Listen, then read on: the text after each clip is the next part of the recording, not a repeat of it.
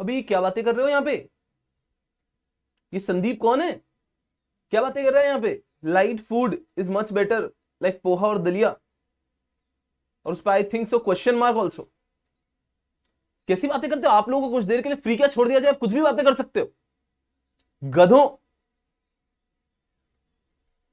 A very good morning to all of you. I hope you're doing wonderful, wonderful, wonderful. And here we are to part 2 of the amendment session.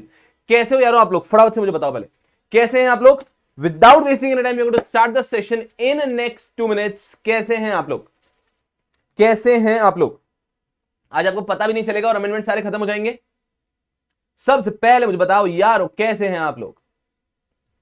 कैसे हैं आप लोग? How are you all this fine morning? कैसे हो बेटा जी?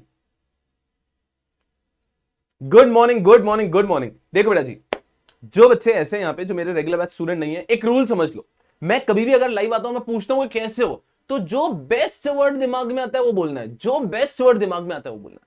देखो how it works is कि अगर आप बच्चे 10 लोगों को ऐसे बोलते हो ना, अरे मैं बहुत मस्त हूं, मैं बहुत मस्त हूं, मैं बहुत मस्त हूं, तो अपना दिमाग ऑटोमेटिकली फील करने लगता है, अरे हाँ मैं तो बहुत ही मस्त हूं, बहुत खुश हो जाता है। और वहीं अगर आप 10 लोग, अरे यार बहुत परेशानी चल रही है, अरे यार नेगेटिव कुछ होता है ना, अरे यार पूछ मत यार क्या चल रहा है, क्या चल रहा है, तो ऑटोमेटिकली हमारे दिमाग हमें ऐसा प्लान प्रिपेयर करता है कि भाई कुछ बहुत ही बुरा चल रहा है। तो भाई साहब जब भी कोई पूछे, ऐसे तूफान ऐसा जवाब दो कि सामने वाले का दिन बन जाए कि भाई बहुत ही जबरदस्त दिन चल रहा है। Are you understanding? एकदम तूफान। ये देखो यशदा ने क्या प्यारा जवाब दिया। तो ये एक रूल है जो हमेशा फॉलो करना कि भाई साहब मैं छोड़ो, मैं तो पूछू तो ये कंपलसरी रूल है। कोई भी पूछता है कैसे हो, अरे मतलब ऐसे घूम के, कोई दूर से पूछता है कैसे हो, अरे घूम के, अरे भाई साहब ऐसा हो कि पूछो ही मत, अरे क्या दिन जा रहा है आज। Just try and be as positive as you. चलो यारो, मैं एकदम तूफान हूं, एकदम तूफान हूं। चलिए पढ़ाई लिखाई करेंगे क्या? पढ़ाई लिखाई करेंगे क्या? गनी गम्मा, पढ़ाई लिखाई करेंगे क्या यारो? चलो that's the spirit, that's the spirit. चलो जनता आराम से आएगी, लेट आएगी, हम मस्ती में पढ़ाई शुरू कर दें क्या? हम पढ़ाई शुरू कर दें, बिकॉज यारो आपके लिए जो सबसे सबसे महत्वपूर्ण चीज है वो है आपका समय। आपके लिए सबसे महत्वपूर्ण चीज है वो है आपका समय। So without wasting any time, let's start the session. What do you people say? Just say yes and we'll immediately start. Just say yes and we'll immediately start. Tell me यारो, शुरू करेंगे क्या? खुशी बोल रही है सर मैंने regular lecture नहीं देखा, आपके मैराथन में ही सब गया। नहीं नहीं नहीं, मेरी एक बात को अच्छे से समझना। जैसे कि अभी मैं आपके लिए कुछ और भी, जैसे मैं एग्जामिनर्स फेवरेट सीरीज ला रहा हूं, मैं सब कुछ ला रहा हूं, मतलब माय पर्पस गोट बी कि मैं आपको एक तो मोटिवेशन लेवल आपका हाई रहा है और आपको ये समझ में आए कि सही तरीके से पढ़ते कैसे हैं, कि सही तरीके से पढ़ना कैसे होता है।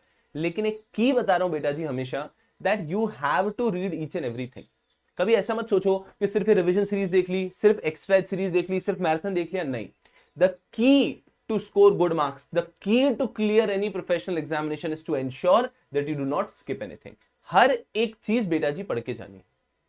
क्लियर है? तो ये एक गोल्डन रूल है, ये साथ में हमेशा बना के रखना। ठीक है बेटा जी? बाकी बच्चों का प्यार है जिसके कारण हम सब लोग यहाँ पर हैं। लेकिन एक चीज का ध्यान रखो, at the end of the day सिर्फ आपकी मेहनत है जो आपको उस पार ले जा सकती है। हम लोग आपको बहुत सारे रिसोर्सेज दे सकते हैं, हम लोग ऐसे फूक मार सकते हैं, फू फू आगे जा, हम लोग ऐसे थोड़ा सा धक्का दे सकते हैं आपको, लेकिन at the end of the day जो पूरी नदी है वो आप ही को पार करनी है। तो हम आपको बहुत अच्छे अच्छे रिसोर्सेज दे देंगे जिससे कि आप नदी पार कर सकते हो, आपको बोट बनाना सिखा सकते हैं, अगर नदी के बीच में परेशानी हो जाए, कुछ गड़बड़ हो जाए तो उसको कैसे संभालना है ये सिखा सकते हैं। But at the end of the day नदी आपने पार करनी है। तो मैं यहां पर हूं, मैं तूफान तूफान चीजें लाने की कोशिश करूंगा बच्चों के लिए, लेकिन at the end of the day एक बात ध्यान रखना दिमाग में, नदी आपको पार करनी। तो जी जान से भिड़ो, खूब खूब खूब मेहनत कर। क्लियर है? चल ठीक है बेटा जी, चल अब पढ़ाई शुरू करेंगे। यस देखो जी, बिल्कुल करेंगे, बिल्कुल करेंगे। Ganpati Bappa Morya and let's start, let's start, let's start, let's start. चलो बेटा जी आ जाओ। वो सो रुको, मुझे एक बार रिकॉर्डिंग भी स्टार्ट करने दो। Yes we will. So here we are, Here we are to continue the amendments के discussion। Amendments हमने सिर्फ पढ़े नहीं थे, लास्ट सेशन में हमने सारे के सारे amendments को कंठस्थ कर लिया था। तो मैं आशा करता हूं कि आप बच्चे सबसे पहले amendment number 1 to 7 तक all sorted, all the amendments are on your tips. If they are, then the purpose is served। चलो बेटा जी बात करते हैं हमने क्या पढ़ा। सबसे पहले हमने शुरू किया था पहला amendment number 1, definition of listed company. इसके अंदर हमने पढ़ा that now central government has a power कि वो लिस्टेड कंपनी के डेफिनेशन से कुछ कंपनीज को एक्सक्लूड कर सकता है। उसके तहत सेंट्रल गवर्नमेंट ने एक्सक्लूड की कौन कौन सी कंपनीज को। सबसे पहले उन्होंने एक्सक्लूड किया कोई भी public company which is not issued their equity shares but issued non convertible debt securities और non convertible redeemable preference shares.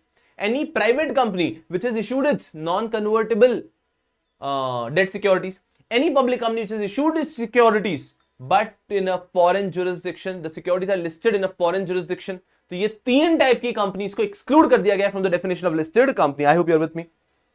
Next definition of small company, अजी 2 करोड़ और 20 करोड़, बात ही खत्म हो गई। Definition of small company refers to company which is other than a public company जिसका paid up capital is up to 2 crore and turnover is up to 20 crore. फिर है deemed decline of right issue. ये दोनों अमेंडमेंट हमने पढ़े कि भाई central government के पास पावर है कि जो पहले डीम डिक्लाइन 15 डेज का होता था उसको कम कर सकता है, उसने 7 डेज तक उसको खींच दिया है। फिर है central government to exam from section 89। Section 89 कहता था कि हमें अपना बेनिफिशियल ओनरशिप जो है वो डिस्क्लोज करनी होती है, वो उसके बारे में हमें इन्फॉर्म करना होता है। तो यहां पर सेंट्रल गवर्नमेंट चाहे तो कुछ लोगों को एग्जाम्प्ट कर सकती है फ्रॉम सेक्शन 89। Very easy. फिर हमारा penal provision amended for unpaid dividend account कि अनपेड डिविडेंड अकाउंट के लिए पहले जो पीनल प्रोविजन थे कि अगर आप सेक्शन 124 को कंप्लाई नहीं करते थे तो आप पे कुछ पीनल प्रोविजंस आते थे, वो पीनल प्रोविजंस चेंज हो चुके हैं। चेंज मेनली ये हुआ है कि अब कंपनी पे कंटीन्यूअस डिफॉल्ट पे 500 per day up to maximum limit का डिफॉल्ट आ चुका है, फाइन आ चुका है, और इंडिविजुअल के लिए भी maximum 100 per day up to a certain limit 10 lakh 2 lakh ऐसी एक लिमिट आ चुकी है। ये उनके ऑफेंसेस में चेंज हुआ था। और लास्ट हमने पढ़ा सीएसआर। सीएसआर के अंदर हमने पढ़ा थी 5 चीजें हैं जो हमने पढ़नी है। सबसे पहले कोविड रिलेटेड कुछ चीजों के लिए क्लैरिफिकेशन आया था कि वो सारी चीजें will be considered as CSR activities. कि आपने हॉस्पिटल्स बनाए टेम्पररी, आप ऑक्सीजन सिलेंडर वगैरह की चीजें कर रहे हैं, या फिर even if you are creating awareness for covid vaccine, तो ये सब चीजें सीएसआर में एलिजिबल है। ये हमने पढ़ा। उसके बाद हम थोड़ा सा आगे बढ़े कि मान लीजिए एक कंपनी है उसको अभी तक 3 साल नहीं हुए तो वो सीएसआर में 2% ऑफ एवरेज नेट प्रॉफिट किसका कंट्रीब्यूट करेगी। तो वहां पर क्लैरिफिकेशन दिया कि जितने ईयर्स हुए उसका एवरेज ले लेगी। 2 ईयर हुए तो 2 ईयर ही लेंगे, 3 ईयर नहीं हुए तो। फिर आया कि क्या अगर एक साल में कंपनी ने एक्सेस स्पेंड कर दिया सीएसआर जितना रिक्वायर्ड था 2% उससे ज्यादा, तो क्या उसको सेट ऑफ कर सकते हैं अगले साल? यस कर सकते हैं। फिर हमने एक बहुत ट्रिकी सी चीज पढ़ी कल, रुकना सब मेरी बात पे ध्यान देना। हमने कल एक टॉपिक पढ़ा था बहुत ही प्यारा सा जिसके अंदर हमने डिस्कस किया था कि अगर मान लीजिए एक साल में हमारा जो total amount to be spend था वो हम नहीं कर पाए तो क्या होगा। तो भैया जो आप स्पेंड नहीं कर पाए does it relate to an ongoing project? No it does not. Then you have to transfer it to a specified fund within 6 months from the end of the year. If it relates to an ongoing project, then you have to transfer to an unpaid CSR amount। ऐसे करके आपका अनस्पेंड करके amount जो बनता है, एक account create होता है, उसमें to transfer within 30 days. ये इस अकाउंट से स्पेंड होना चाहिए विद इन 3 ईयर्स। अगर नहीं हुआ तो 3 ईयर्स जहां पे एंड होते हैं वहां से 30 डेज के अंदर उसको स्पेसिफाइड फंड में ट्रांसफर कर दिया जाए।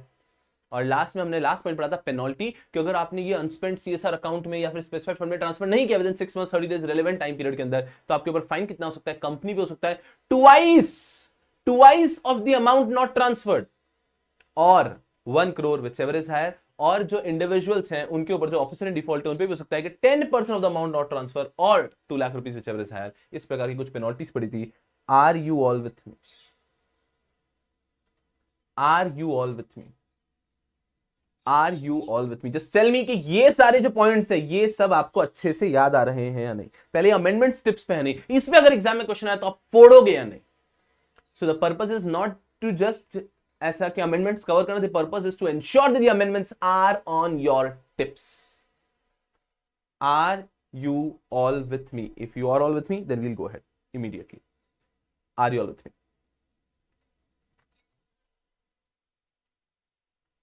Yes यारो, फटाफट से बोलो। सब लोग यहां तक कंफर्टेबल एकदम?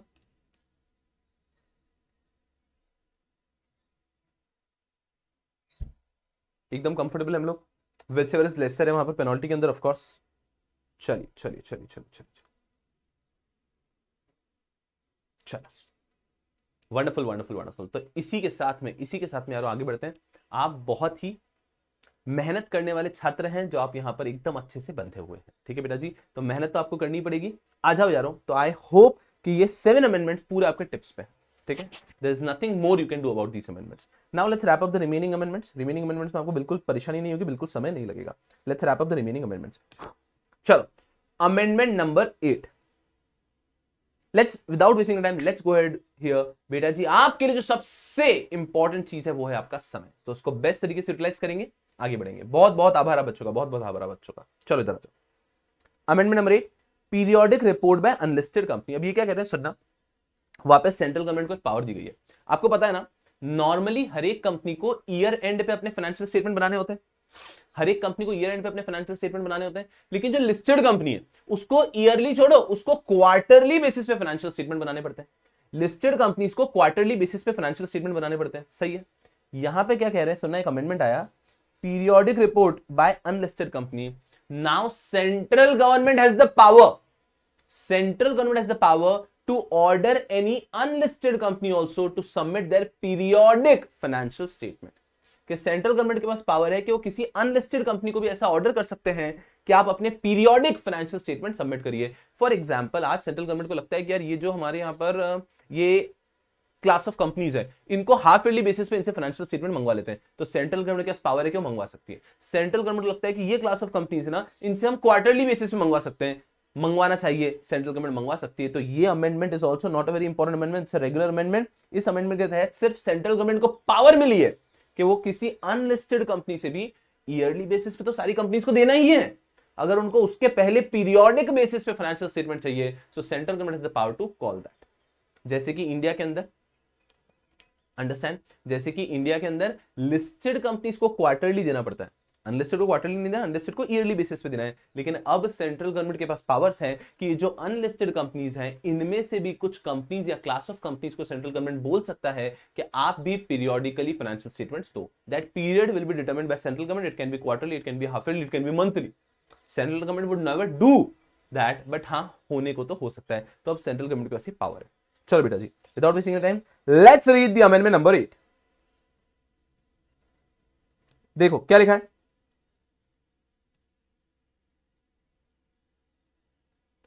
A new section 129A has been inserted to empower the central government। वापस सेंट्रल गवर्नमेंट की पावर। हमने देखा है कि इस बार का जो अमेंडमेंट एक्ट आया है उसने बहुत सारी सेंट्रल गवर्नमेंट को नई नई पावर दी, सेंट्रल गवर्नमेंट को नई नई पावर दी।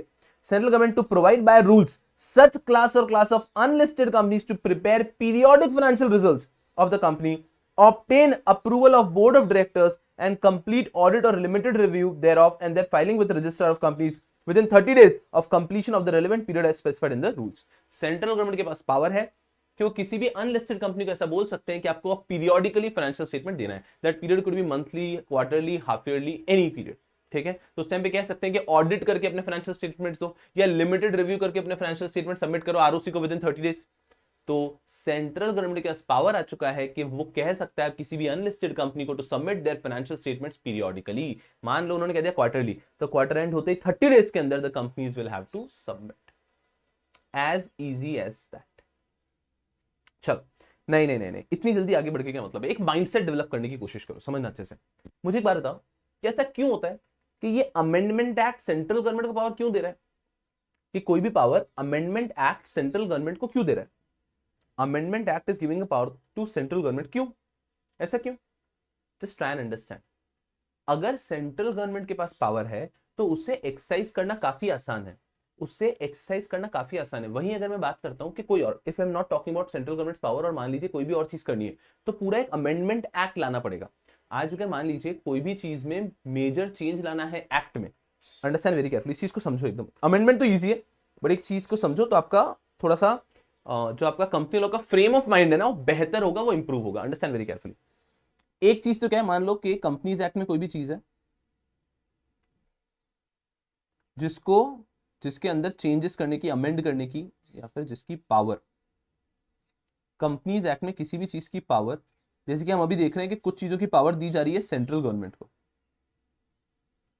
हम देख रहे हैं कुछ अमेंडमेंट्स में कुछ पावर्स दी जा रही है सेंट्रल गवर्नमेंट को। अगर वो पावर सेंट्रल गवर्नमेंट को नहीं दी है, अगर वो पावर सेंट्रल गवर्नमेंट को नहीं दी है, तो मतलब वो पावर कैसे एक्सरसाइज होती है, समझना कि जो पावर सेंट्रल गवर्नमेंट को दी है वो तो सेंट्रल गवर्नमेंट रूल बना के, नोटिफिकेशन लाके एक्सरसाइज कर लेते हैं। तो अगर कोई भी पावर सेंट्रल गवर्नमेंट के पास है तो सेंट्रल गवर्नमेंट के लिए उसको एक्सरसाइज करना काफी आसान है, एक नोटिफिकेशन बना के एक्सरसाइज कर लिया। तो आज मान लीजिए सेंट्रल गवर्नमेंट को पावर दी है कि अनलिस्टेड कंपनीज को वो कोई भी पीरियड बता सकते हैं जिसमें उनको फाइनेंशियल स्टेटमेंट सबमिट करना होगा। तो सेंट्रल गवर्नमेंट को आज अगर वो पावर एक्सरसाइज करते हुए इंडिया में कुछ क्लास ऑफ कंपनीज को क्वार्टरली फाइनेंशियल स्टेटमेंट्स के लिए ऑर्डर करना है, तो सेंट्रल गवर्नमेंट उसको कर सकती है like this. The procedure is comparatively very easy. वहीं जो पावर सेंट्रल गवर्नमेंट के पास नहीं है, उस चीज को एक्सरसाइज करने के लिए पता है क्या करना होगा? उस चीज को एक्सरसाइज करने के लिए पता है क्या करना होगा? ये सुनोगा तो 100% ध्यान देना, 100% ध्यान देना कि मैंने जैसे कि कल के लेक्चर में कहा था कि मैं कमेंट्स पे ध्यान नहीं दूंगा, एंड में मैं रुक जाऊंगा आपकी बात सुनने के लिए, लेकिन कमेंट्स पे ध्यान दूंगा। पूरा फोकस रहो कि ये जो एनालिसिस कर रहे हैं that will be super useful for you. चलो, जो पावर सेंट्रल गवर्नमेंट के पास नहीं है उसके लिए क्या करना होगा बेटा जी? उसके लिए इनको अमेंडमेंट एक्ट लाना पड़ता है। अमेंडमेंट एक्ट लाने का मतलब है वापस वही कहानी भैया जी, Lok Sabha, Rajya Sabha, president, assent. So the procedure involved is huge. The procedure involved is huge, and that is why कोशिश की जा रही है कि जो रेगुलर बेसिस पे पावर्स चाहिए वो सारे पावर्स किसको दे दिया जाए? सेंट्रल गवर्नमेंट को, ताकि हर चेंज करने के लिए हमें बार बार जाना ना पड़े Lok Sabha, Rajya Sabha, president, assent, and it takes a hell lot of time. It takes a hell lot of time, whereas otherwise ये बहुत स्मूथ है। तो हमने इस अमेंडमेंट एक्ट से एक नजरिया देखा एमसीए का कि मिनिस्ट्री ऑफ कॉर्पोरेट अफेयर्स क्या देख रही है कि जो हो सकता है पावर, वो सारे पावर्स कंपनीज एक्ट के सेंट्रल गवर्नमेंट को दे रही है, ताकि सेंट्रल गवर्नमेंट को अगर कोई भी चेंज करना हो, कोई भी पावर को एक्सरसाइज करना हो, तो it will be very easy, efficiently हो पाए। I hope your understanding. तो जहां जहां पे आपको दिख रहा है कि सेंट्रल गवर्नमेंट को पावर दी जा रही है, तो we see the vision of the government, के गवर्नमेंट का विजन ऐसा है कि हाँ बार बार ये पूरा एक्ट पास करना क्यों है? हाँ, आज भी अगर कोई मेजर चेंज लाना है तो एक्ट पास करना ही पड़ेगा, बट जिस जिस चीजों के लिए एक्ट में लिखा है एज प्रिस्क्राइब्ड वहां पे सेंट्रल गवर्नमेंट रूल बना सकता है। चलो, I hope you understanding the vision. तो अभी हमने एक अमेंडमेंट पढ़ा, अमेंडमेंट नंबर 8, उसके अंदर हमने क्या पढ़ा कि central government now has the power, central government now has the power that central government can order any unlisted company even to submit their financial statements periodically। कि ईयरली नहीं, अब आप क्वार्टरली दो या हाफ ईयरली दो, कोई भी period बता सकता है central government. A very easy amendment, a regular amendment, I don't think इससे कुछ एग्जाम में आने वाला है।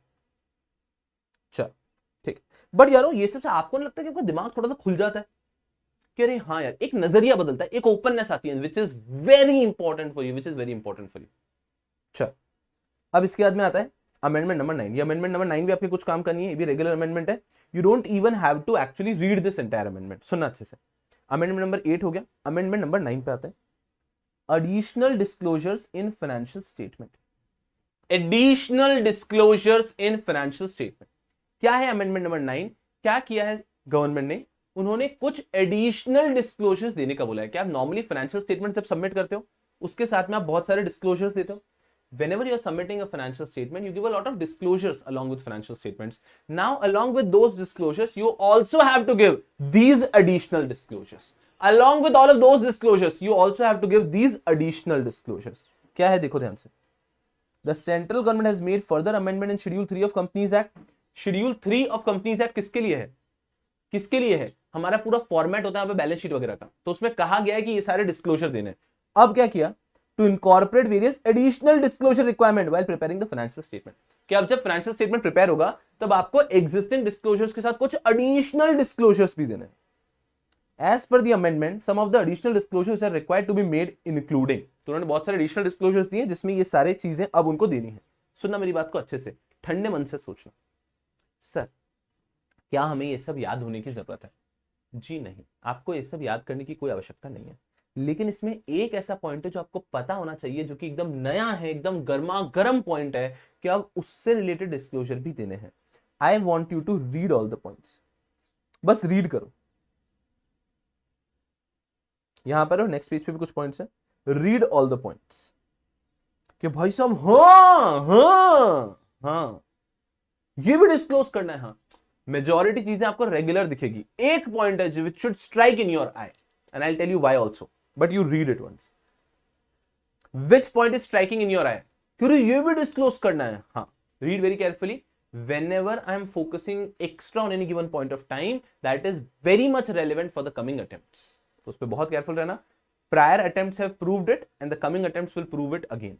So be very careful. Read all the points and tell me कि which point is surprising. कौन सा आंखों में एकदम चमक रहा है? Tell me.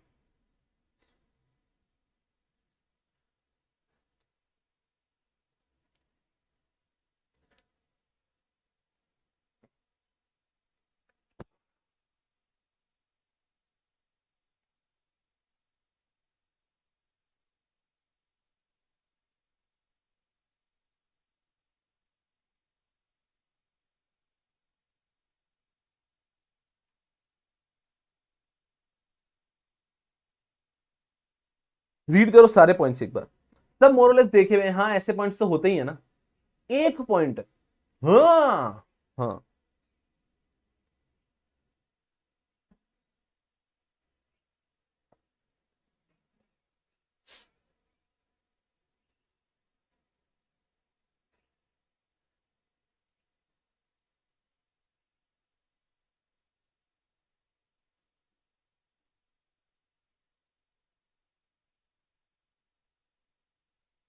देखिए, वैसे तो इन सब में पढ़ा कि अरे यार ये सब एडिशनल डिस्क्लोजर ऐड कर दिए, हाँ, कि फाइनेंशियल स्टेटमेंट्स के साथ में अब आपको ये सारे डिस्क्लोजर्स भी देने हैं। तो अगर इसको हम देखते हैं ना, तो शेयर होल्डिंग पैटर्न ठीक है, ट्रेड पेबल भी देना है, हाँ ट्रेड पेबल भी देना है, रिकंसिलेशन देना है आपको असेट्स का, ट्रेड रिसीवेबल्स देना है, डिस्क्लोजर्स देना है, ये सब देना है। एक और मैं अच्छा बताऊं, अनडिस्क्लोज इनकम अगर कोई सी थी वो भी आपको देनी है। तो ये सारी चीजें यहां पर देनी है आपको, बेनामी ट्रांजैक्शंस की डिटेल भी देने हैं। लेकिन you see there is one particular point, that is details of crypto और वर्चुअल करेंसी। दैट अगर आपके कंपनी ने इस साल के ट्रांजैक्शन में कहीं पे भी कुछ क्रिप्टो करेंसी या वर्चुअल करेंसी इन्वॉल्व हुई है, तो आपको उसके डिटेल भी देने हैं। My goodness, my goodness. देखो कैसा है यार, अब मैं इस पे डिस्कशन करूंगा तो हम लोग we can discuss it for hours, but I will not discuss it much, I will just discuss it in summary. Crypto is something जिसको लेकर आज भी वर्ल्ड वाइड जो है ना, लोगों का स्टैंड क्लियर नहीं है। कुछ कंट्रीज आर वेरी रिलक्टेंट कि नहीं नहीं क्रिप्टो नहीं होना चाहिए, क्रिप्टो करेंसी नहीं चलनी चाहिए। कुछ कंट्रीज आर वेलकमिंग इट कि क्रिप्टो करेंसी होगा चलेगा। इंडिया ने अभी तक एक न्यूट्रल ओपिनियन रखा हुआ है। इंडिया ने अभी तक एक न्यूट्रल ओपिनियन रखा हुआ है। इंडिया में आज की तारीख की स्थिति यह है that people can hold crypto currency but it can not be used as money. Bharat में आज की तारीख में क्रिप्टो का स्टेटस क्या है कि people can hold, you can buy crypto currency but you can not use it in terms of money. जैसे कि टेस्ला की बात करते हैं, तो अगर आपको टेस्ला की कार खरीदनी है तो आप टेस्ला को पेमेंट करना है, कितने की कार उन्होंने अमाउंट बता दिया, you can even make the payment in crypto currency, you can even make the payment in cryptocurrency, so they have accepted it। but Bharat का भी लॉ ये कहता है, भारत का इंडियन गवर्नमेंट का स्टैंड ये है कि if you want to hold crypto you can hold, उसको लेकर उन्होंने कुछ नहीं बोला कि it is not illegal to hold cryptocurrency, understand very carefully, but you cannot use it in the fashion of money, आप उसको पैसे की तरह यूज नहीं कर सकते। अब इसके पीछे कैसा है, क्रिप्टो करेंसी अगर फुल फ्लेजेड चल गई ना, तो ये जो इंटरनेशनल बैरियर से सब खत्म हो जाएंगे। आज ही सबसे बड़ा प्रॉब्लम यूएस को भी होने वाला है, चाइना को प्रॉब्लम होने वाला है। जो ये सुपर पावर्स है ना, इनके लिए कैसा है कि यार फिर तो हमारा कंट्रोल ही नहीं रहेगा ना। आज की तारीख में यूएस से अगर हमें कुछ खरीदना है तो हमारे रुपीज हैं, फिर वो डॉलर में कन्वर्ट होते हैं, फिर वो उस मर्चेंट के पास जाते हैं, फिर वो मर्चेंट उसका लैपटॉप हमें भेजता है। So all the governments are involve. अगर कल को क्रिप्टो आ गया, so you just try and understand कि हम सीधा उस मर्चेंट को क्रिप्टो में पे कर देंगे, क्रिप्टो करेंसी में, वर्चुअल मनी में पे कर देंगे, and he is going to send us the product, तो the control of government would be very less, जो कंपैरेटिवली जो उनका कंट्रोल हो कम हो जाएगा। तो इस कारण से governments are not liking it too much. But उतना डिस्कशन में नहीं चाहता हूं। मेरे को ये देखते हुए बड़ी खुशी होती है कि भारत में एमसीए ने ये पॉइंट ऐड किया है in the disclosure of financial statement कि अगर किसी कंपनी का पिछले साल के किसी भी ट्रांजैक्शन में कोई क्रिप्टो करेंसी इन्वॉल्व हुई है तो वो भी डिस्क्लोज करना होगा। अगर कंपनी ने कोई क्रिप्टो करेंसी होल्ड कर रखी है वो भी डिस्क्लोज करना होगा। Now why is this important? अगर मैं एग्जामिनर होता तो किसी एक क्वेश्चन के अंदर सब क्वेश्चन बना के पूछ लेता कि if the company has dealt in any virtual currency और crypto currency is it required to be disclosed. 100% में ऐसा क्वेश्चन पूछ लेता। So you have to be very careful with these points, you don't have to remember these points, आपको points को रटना है ही नहीं। ऐसा क्वेश्चन नहीं आएगा what are the additional disclosures in financial statements, no, ऐसा क्वेश्चन कभी नहीं आएगा। But you to know these disclosures. अगर किसी क्वेश्चन के सब क्वेश्चन में आ जाता है कि क्या क्रिप्टो का डिस्क्लोजर करना है, तो हमें पता होना चाहिए कि क्रिप्टो का डिस्क्लोजर करना है, and what a welcoming step it is. चलो यार, खुद को संभालता हूं मैं, इससे ज्यादा डिस्कशन नहीं करता हूं। तो दिस इज अमेंडमेंट नंबर 9 कि फाइनेंशियल स्टेटमेंट्स के अंदर अब आपको कुछ ज्यादा एडिशनल डिस्क्लोजर्स करने होंगे। क्लियर? चलो, सो अमेंडमेंट नंबर 8 काफी आसान था, अमेंडमेंट नंबर 9 भी काफी आसान था। एग्जाम लुकआउट से बहुत हैवी नहीं है, हेफ्टी नहीं है, a very simple and easy amendment. Without wasting any time let's move towards amendment number 10। Amendment number 10 another amendment which is not too relevant for you, but हाँ आपके syllabus का है तो हम इसको डिस्कस कर लेते हैं। ये भी आपके लिए रिलेवेंट नहीं है, ये चार्टर्ड अकाउंटेंट स्टूडेंट्स के लिए और प्रैक्टिसिंग चार्टर्ड अकाउंटेंट्स के लिए काफी इंपॉर्टेंट है। क्या कह रहा है ये सुनना।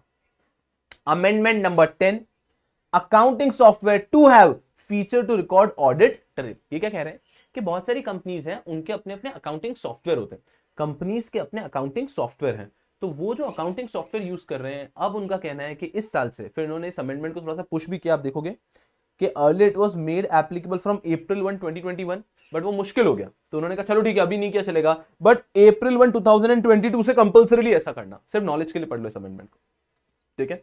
तो क्या हुआ कि पहले बोला था, ये अमेंडमेंट जब आया, इन्होंने कहा it has to be made applicable from April 1, 2021, but then it was not possible for companies to do so, and then government said कि चलो ठीक है अभी नहीं हुआ ना, 1 April 2022 तक तो आपको इसको इंप्लीमेंट करना है। Now what is the amendment? उनका कहना है कि जो कंपनीज एक अकाउंटिंग सिस्टम फॉलो कर रही है, अपना अकाउंटिंग सॉफ्टवेयर के थ्रू अकाउंटिंग सिस्टम फॉलो हो रहा है उनका, उन्होंने अपने सॉफ्टवेयर में एक फीचर रखना है to record audit trail. Sir what do you mean by audit trail?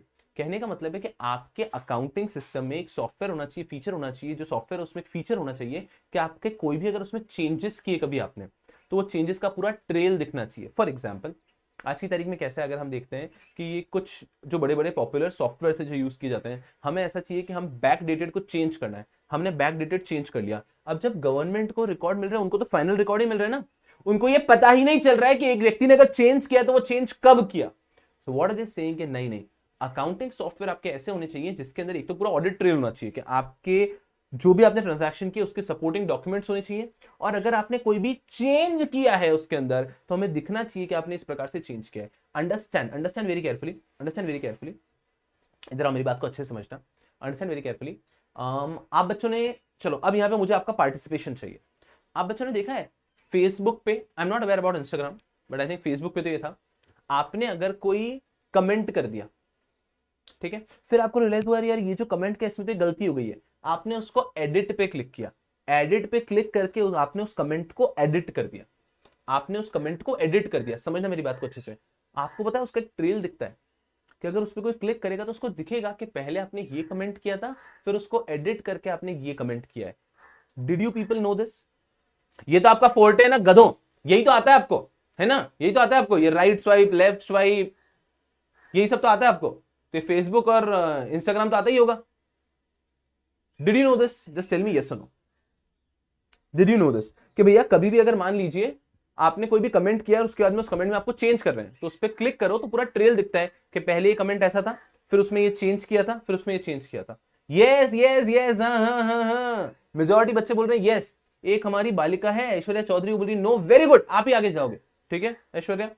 So now understand, okay वैसा दिखता था। So what these people want now that even all the accounting software should also have those features. YouTube also has that feature. बहुत अच्छा बात है। एक बच्चा बोल रहा है बम्बल पे, बहुत बढ़िया, नाचो, गधे जैसी बातें करा लो यहाँ पे सबसे।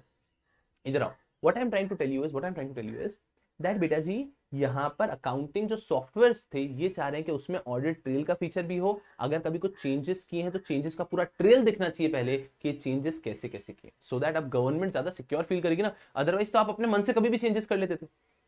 Are we understanding? इधर आओ, क्या लिखा है in rule number 3 of companies account rules 2014 the following proviso has been inserted, namely provided that, ये नया प्रोविजो आया है, for the financial year commencing on or after first day of April 2021, पहले ये आया था फिर बाद में इसको चेंज करके 22 किया गया, every company which uses accounting software for maintenance of its books of accounts, हर एक कंपनी जो अकाउंटिंग सॉफ्टवेयर यूज कर रही है for maintaining their books of accounts shall use only such accounting software which has a feature of recording audit trail of each and every transaction, creating an edit log of each change made in books of accounts along with the date when such changes were made and ensuring that the audit trail cannot be disabled।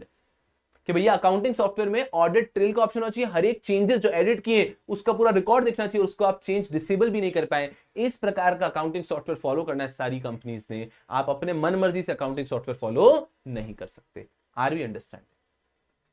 ये amendment company secretaries के लिए उतना ज्यादा relevant नहीं, हमें बस पता होना चाहिए, this is more relevant to chartered accountants, but ठीक है ठीक है ठीक है ठीक है, हमें पता है ना चार्टर्ड अकाउंटेंट काम करता है, वैसे देखते हैं ना पीछे से गुपचुप गुपचुप कि भाई ये क्या कर रहा है क्या कर रहा है, ओ ये हाँ तारा एडिट होना चाहिए, पता होना चाहिए, तो बस हमें उस लुकआउट से we should be just aware. ये जो हमने 3 अमेंडमेंट्स पढ़े एकदम सिंपल रेगुलर अमेंडमेंट है। अगला अमेंडमेंट आपके लिए इंपॉर्टेंट अमेंडमेंट है, तो ये भी रेगुलर अमेंडमेंट हो गया और ये भी रेगुलर अमेंडमेंट हो गया।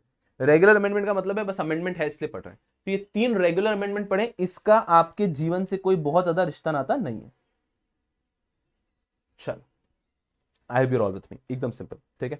तो 3 अमेंडमेंट क्या पढ़े हमने कि भैया सेंट्रल गवर्नमेंट के पास पावर है कि वो अनलिस्टेड कंपनी से भी पीरियोडिक फाइनेंशियल स्टेटमेंट मांग सकता है, wonderful.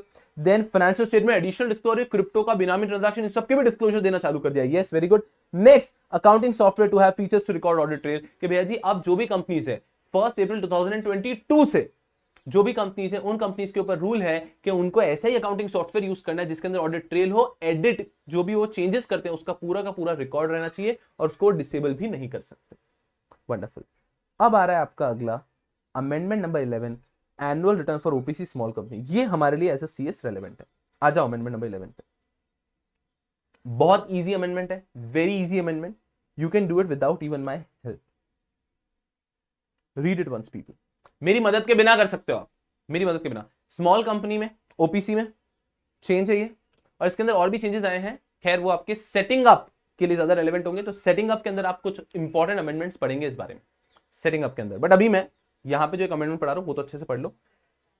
You don't even need my help, just read this, very easy, super easy, तूफान।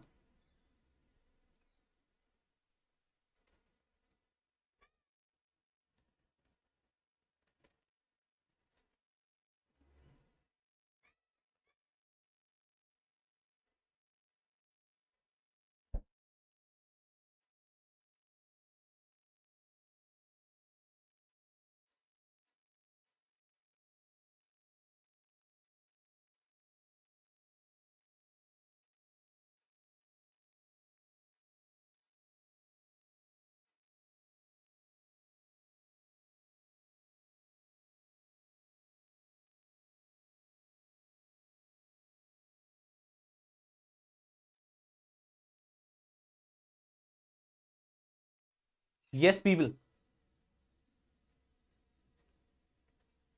आई होप ऑल सॉर्टेड। क्या है ये अमेंडमेंट? आपने ऐसा पढ़ा होगा बचपन में कि OPC small companies they have been exempted from preparing annual return, कि उनको एनुअल रिटर्न बनाने की आवश्यकता नहीं है।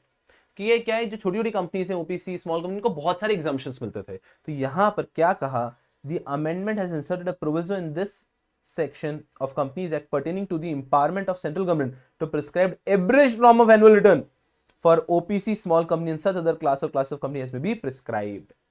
सबसे पहले पॉइंट ने क्या कहा कि वो अमेंडमेंट लेकर आए, अमेंडमेंट लाने से सेंट्रल गवर्नमेंट को पावर मिली है that central government can prescribe any abridged form. Abridged form क्या होता है? Summary form of annual return.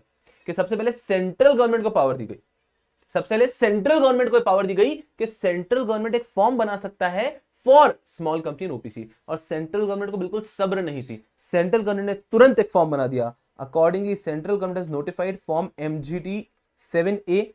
Now one person company and small company shall file their annual return under the proviso of 92 of Companies Act in form MGT 7A। तो उन्होंने एक नया form लेकर आए MGT 7A, जो कि अब small company OPC के लिए एप्लीकेबल है। From the financial year 2021 onwards and every other company shall continue to file their annual return form MGT 7। MGT 7 था पहले सारी कंपनीज के लिए, सेंट्रल गवर्नमेंट नया फॉर्म ले आई है MGT 7A। This is for OPC small company and now I don't have to teach you कि पहले सेंट्रल गवर्नमेंट को पावर दी अमेंडमेंट एक्ट ने, फिर सेंट्रल गवर्नमेंट ने एनफोर्स किया। ऐसा क्यों? क्योंकि that is the procedure, that is how it works. तो पहले सेंट्रल गवर्नमेंट को पावर दी अमेंडमेंट एक्ट ने और सेंट्रल गवर्नमेंट ने इमीडिएटली फॉर्म 7A लॉन्च कर दिया। What is form 7A? MGT 7A is for annual return for OPC and small companies. ठीक है, तो अब अगर कभी आता है आपका कोई सेटिंग अप के अंदर भी ये सवाल कि ओपीसी स्मॉल कंपनी के क्या एग्जम्पशंस है, तो वहां पे एनुअल रिटर्न वाला पॉइंट अब आप नहीं लिख सकते, बिकॉज ओपीसी स्मॉल कंपनी को एनुअल रिटर्न भरना होगा। हाँ, उनको समरी भरना होगा, पूरा नहीं भरना होगा, पूरा फॉर्म 7 नहीं भरना है। MGT 7A एक समरी फॉर्म भर के देना। चलो, बहुत अच्छी बात है, बहुत अच्छी बात है। इधर आ जाओ, इधर आ जाओ। Further, MCS done away with the annexing extract of annual return in the board report। कि बोर्ड रिपोर्ट के साथ में जो एनुअल रिपोर्ट देनी होती थी वो अब देने की आवश्यकता नहीं है। So that's okay, that's an okay thing.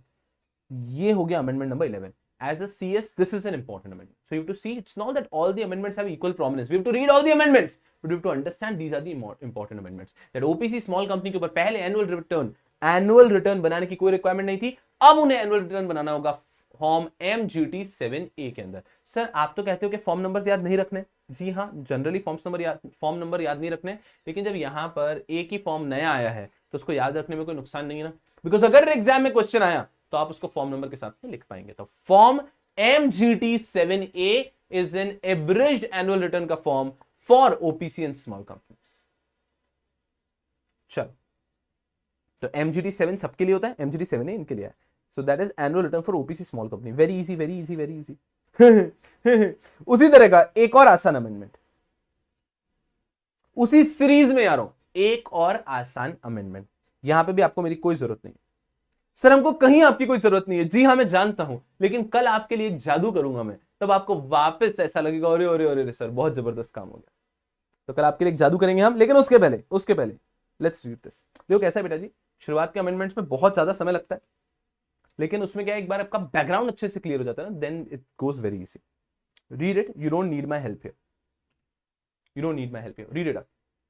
मैं स्क्रीन चेंज नहीं कर रहा हूं, आई थिंक इट्स डूएबल है ना, और आपके सॉफ्ट कॉपी होगी बेटा जी, just read it up, very simple. लड्डू पानी।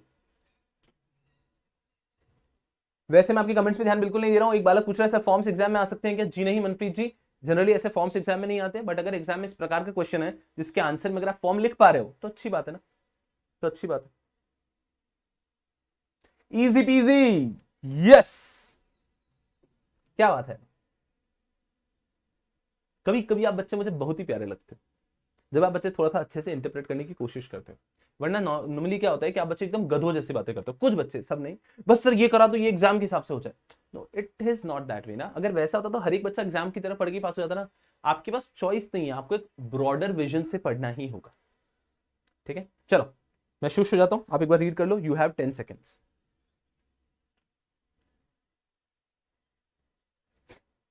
गधों,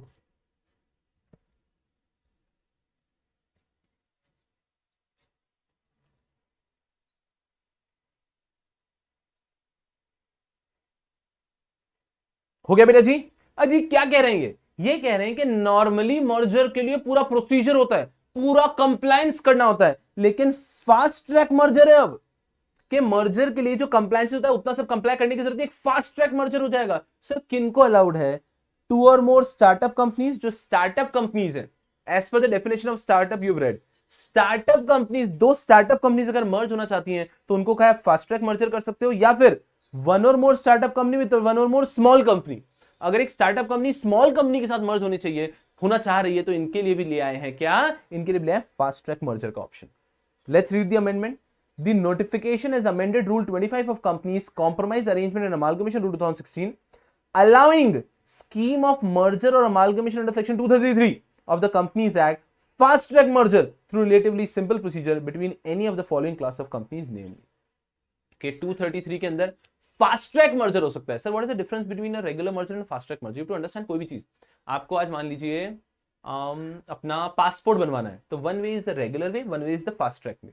अगर आज आपको अपना मैरिज सर्टिफिकेट बनवाना है, one is the regular way, one is the fast track way. तो हर एक जगह पे फास्ट ट्रैक का एक ऑप्शन आ जाता है, बहुत सारी जगह पे। उसका मतलब क्या है, जो इतने सारे प्रोसीजर होंगे वो फॉलो नहीं होंगे और एक फास्ट ट्रैक, एक शॉर्टकट प्रोसीजर से आपका काम हो जाएगा।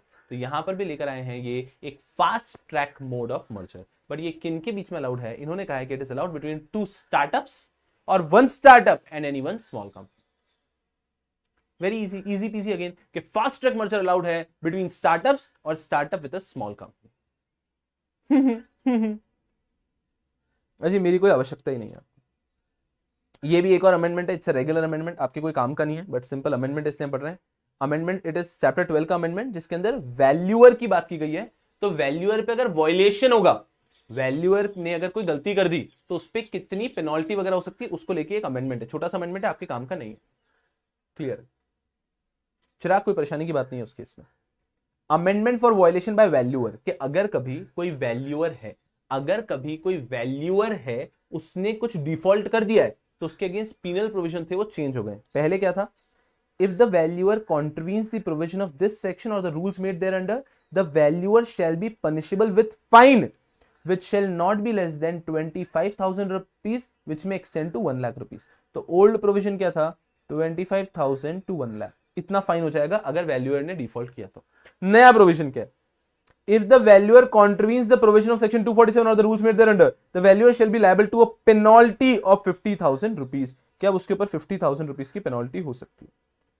मेरी बात को अच्छे से समझना, और जो मैं कह रहा हूं उसको अंडरलाइन करना। यहां पे भी हम बहुत डीप में जा सकते हैं बट उतना आपके लिए यहां पे रेलेवेंट नहीं है, बट मैं जो कह रहा हूं अंडरलाइन कर लो, your purpose would be served. समझना क्या, not less than 25,000 but which में एक्सटेंड टू 1 लाख रुपीज। तो पहले क्या था कि 25,000 से 1 लाख के बीच में वैल्यूअर के ऊपर पेनल्टी हो सकती है, वैल्यूअर के ऊपर फाइन हो सकता है अगर उसने डिफॉल्ट किया तो। और अब क्या कह दिया, shall be liable to penalty of 50,000 rupees. ठीक है, ये हो गया। इसके बाद में एक डबल अंडरलाइन करना है आपने, पहले था फाइन वर्ड, अब है पेनल्टी वर्ड। तो क्लियरली अमेंडमेंट क्या है, अमेंडमेंट ये है कि वैल्यूअर ने पहले अगर कभी वॉयलेशन किया होता है, चैप्टर नंबर 12 के अंदर वैल्यूअर ने अगर वॉयलेशन किया था तो वैल्यूअर के ऊपर फाइन था 25,000 टू 1 लाख, बट अब वैल्यूअर के ऊपर पेनल्टी है 50,000 रुपीज। यहां पे इस पे अगर डिस्कशन किया तो बहुत ही फार फेचड स्ट्रेच्ड हो जाएगा, but that is the relevant amendment for you, एकदम सिंपल। This is amendment number 30। ये भी एक रेगुलर अमेंडमेंट है, एज जो ये चैप्टर है पूरा 12th चैप्टर, इसके अंदर सिर्फ आपके कुछ माइनर चीजें जो कि बहुत भर भर के दी हुई है। ठीक है, एक और चीज, जनरल एक सजेशन है आप बच्चों को, do not worry too much about chapter number 12। Why you should not worry too much about chapter number 12? I believe, ऐसा मुझे लगता है कि नेक्स्ट टाइम जब सिलेबस को रिवैम्प किया जाएगा तब कंपनीज एक्ट से चैप्टर नंबर 12 के सब्सटैंशियल पोर्शन को हटा दिया जाएगा। क्यों हटा दिया जाएगा? सीएस प्रोफेशनल लेवल पे सिर्फ जो आपका चैप्टर नंबर 12 है ना, उसके ऊपर एक पूरा सब्जेक्ट है, सीआरआई एक पूरा सब्जेक्ट है सिर्फ आपके चैप्टर नंबर 12 के ऊपर। तो यहां पर आपको क्या करते हैं, वो समरी में हर एक चीज थोड़ी थोड़ी थोड़ी थोड़ी थोड़ी पढ़ाते हैं ना बच्चों को, ना तो यहाँ पे पूरा मजा आता है कि वो डीप में पढ़ भी नहीं पाते, राइट, और उनके सिलेबस में भी दे रखा है तो पढ़ना तो है ही झक मार के, तो वहां पे बच्चे फंस जाते हैं कि इसको क्या करें, डीप में पढ़े कैसे, ऊपर ऊपर से देखें, और सिलेबस में है तो पढ़ना तो आपको पड़ेगा ही। So that's the trouble. And part A anyways I think it's too bulky, part A is already too bulky, तो कहीं ना कहीं ये चैप्टर वहां से निकाल देना चाहिए। बट ठीक है, अभी सिलेबस में है, हम पढ़ते भी हैं उसको अमेंडमेंट भी देख लेते हैं कि अगर वैल्यूअर से कोई गलती हुई तो पहले उसके ऊपर फाइन था 25,000 टू 1 लाख का, अब उसके ऊपर पेनल्टी है 50,000 रुपीज की। That's it, that's it, that's it. चलो, अब आता है आपका एक और इंपॉर्टेंट अमेंडमेंट, अब आता है आपका एक और इंपॉर्टेंट अमेंडमेंट। आ जाओ 100% यहां पे। We can discuss the last amendment और depth में, but I will not waste any time there because from your company law point of view that amendment might not be that relevant। तो ये हो गया आपका फिर भी एक इंपॉर्टेंट अमेंडमेंट, उसके बाद में एक रेगुलर और एक वापस आ रहा है आपका very very important amendment. 100% focus यहाँ पे, एकदम सिंपल लाइटर नोट पे। अगर हम देखते हैं यहाँ पे, अभी हमने जब आज का सेशन शुरू किया उसके बाद में हम 6 अमेंडमेंट्स पढ़ चुके हैं, बट 6 के 6 पिद्दू amendments. See whether they are on your tips और नॉट।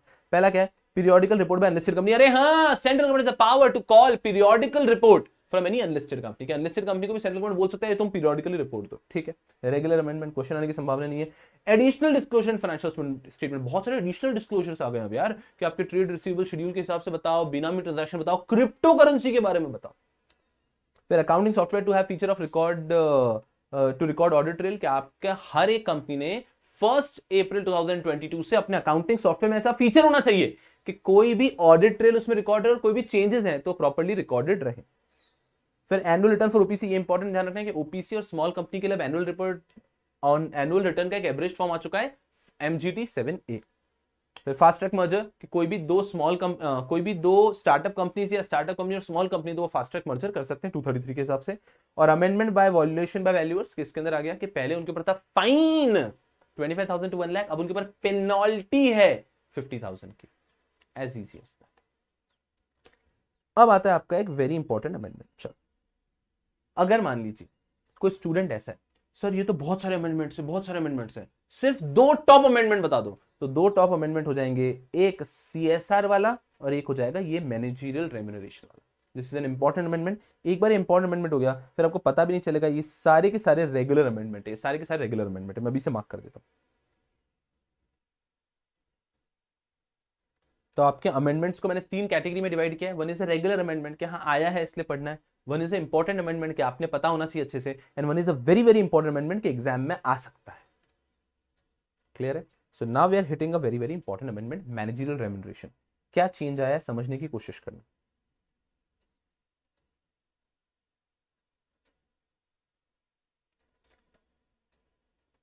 एवरीवन हियर,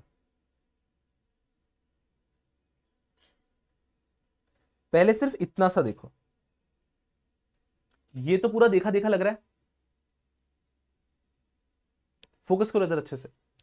ये तो देखा देखा लग रहा है बेटा जी, क्या देखा देखा लग रहा है? यहां पे आपने पढ़ा होगा बचपन में कि अगर मान लीजिए एक कंपनी है, अगर मान लीजिए एक कंपनी है and that particular company is not, that particular company is unable to pay their managerial remuneration as per their profit. So normally कैसा होता है कि मैनेजरियल रेम्युनरेशन आप पे करते हैं डिपेंडिंग ऑन योर प्रॉफिट, कि आपका प्रॉफिट होगा तो इतना 11%, फिर आपने पढ़ा होगा 2%, 10%, ये सारी चीजें।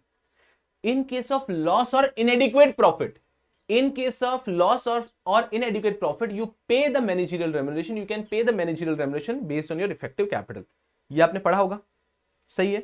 तो वो उसका चार्ट आपको यहाँ पे स्क्रीन पे दिख रहा है, एक बार देख लो। ये चार्ट देखा देखा लग रहा है, यानी ये जो पूरा चार्ट है देखा देखा लग रहा है कि नहीं, कि हाँ ऐसा ही कुछ पढ़ा था ना, कि अगर इन केस ऑफ लॉस और inadequate profit, I hope all of you are well aware about the concept of inadequate profit, कि इनएडिक्वेट प्रॉफिट क्या होता है। We have discussed that concept at length in the regular batch. So in case of loss and inadequate profit, आप इसके हिसाब से अपना remuneration पे कर सकते हैं। इसके हिसाब से मतलब क्या, देखो ध्यान से, क्या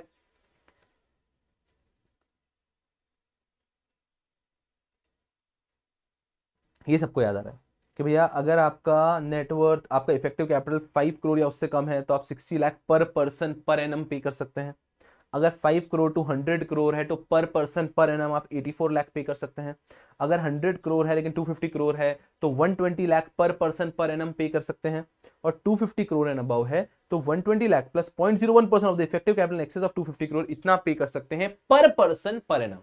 ये जो लिमिट आती है ये एग्रीगेट लिमिट नहीं आती है, इतना आप पे कर सकते हैं पर पर्सन पर एनम। चल सुनना सुनना सुनना, इधर आओ इधर आओ। So this is done, this is easy. Now my question is, do you know कि ये जो लिमिट होती है किसके लिए होती थी? ये जो लिमिट हम पढ़ते हैं किसके लिए होती थी? ये लिमिट होती थी हमारे कंपनी के जो भी मैनेजरियल पर्सन होते थे उनके लिए होती थी। ये लिमिट के अंदर, ये लिमिट के अंदर क्या जो आपके अदर डायरेक्टर्स हैं, जैसे कि आपके इंडिपेंडेंट डायरेक्टर्स हैं, आपके इंडिपेंडेंट डायरेक्टर्स हैं, आपके नॉन एग्जीक्यूटिव डायरेक्टर्स हैं, वो सब इस लिमिट के अंदर कवर नहीं होते थे। मेरी बात को केयरफुली समझना। सबसे पहले आप कंसेप्ट क्लियर करो अच्छे से कि आपके जब हम डायरेक्टर्स की बात करते हैं इसके अंदर कौन से डायरेक्टर्स कवर होते थे? आपके इसके अंदर जो एग्जीक्यूटिव डायरेक्टर्स हैं, मैनेजिंग डायरेक्टर्स हैं, वो सब कवर होते थे। इसमें इंडिपेंडेंट डायरेक्टर्स और नॉन एग्जीक्यूटिव डायरेक्टर कवर नहीं होते थे। इसके अंदर managing director, whole time directors, ये सब कवर होते थे। If you remember the provision well, so provision ये था कि इसके अंदर managing director, whole time directors cover होते थे। अगर मैं आपके लिए प्रोविजन रिपीट करने की कोशिश करूं यहाँ पे, तो केएमपी का प्रोविजन क्या कहता था? I am also planning to take a special class on KMP. जैसे मैंने सीएसआर का बोला, इसमें केएमपी के रेगुलर प्रोविजन भी मैं पढ़ा दूंगा, कभी कभी बच्चों को कंफ्यूजन होता है उसमें। चलो इधर आओ, पहले फोकस करो। तो हम क्या पढ़ते हैं कि मान लीजिए सबसे पहले तो हो गया इन केस ऑफ प्रॉफिट, अगर आप प्रॉफिट में है तो आप उन लोगों को पे कर दोगे 11% टोटल में, उसके बाद में आपका 3% 2% उस सब के रूल के हिसाब से एक व्यक्ति को मैक्सिमम 5%, वो सब। इन केस ऑफ लॉस और इनएडिक्वेट प्रॉफिट आप पे करते हो based on your effective capital.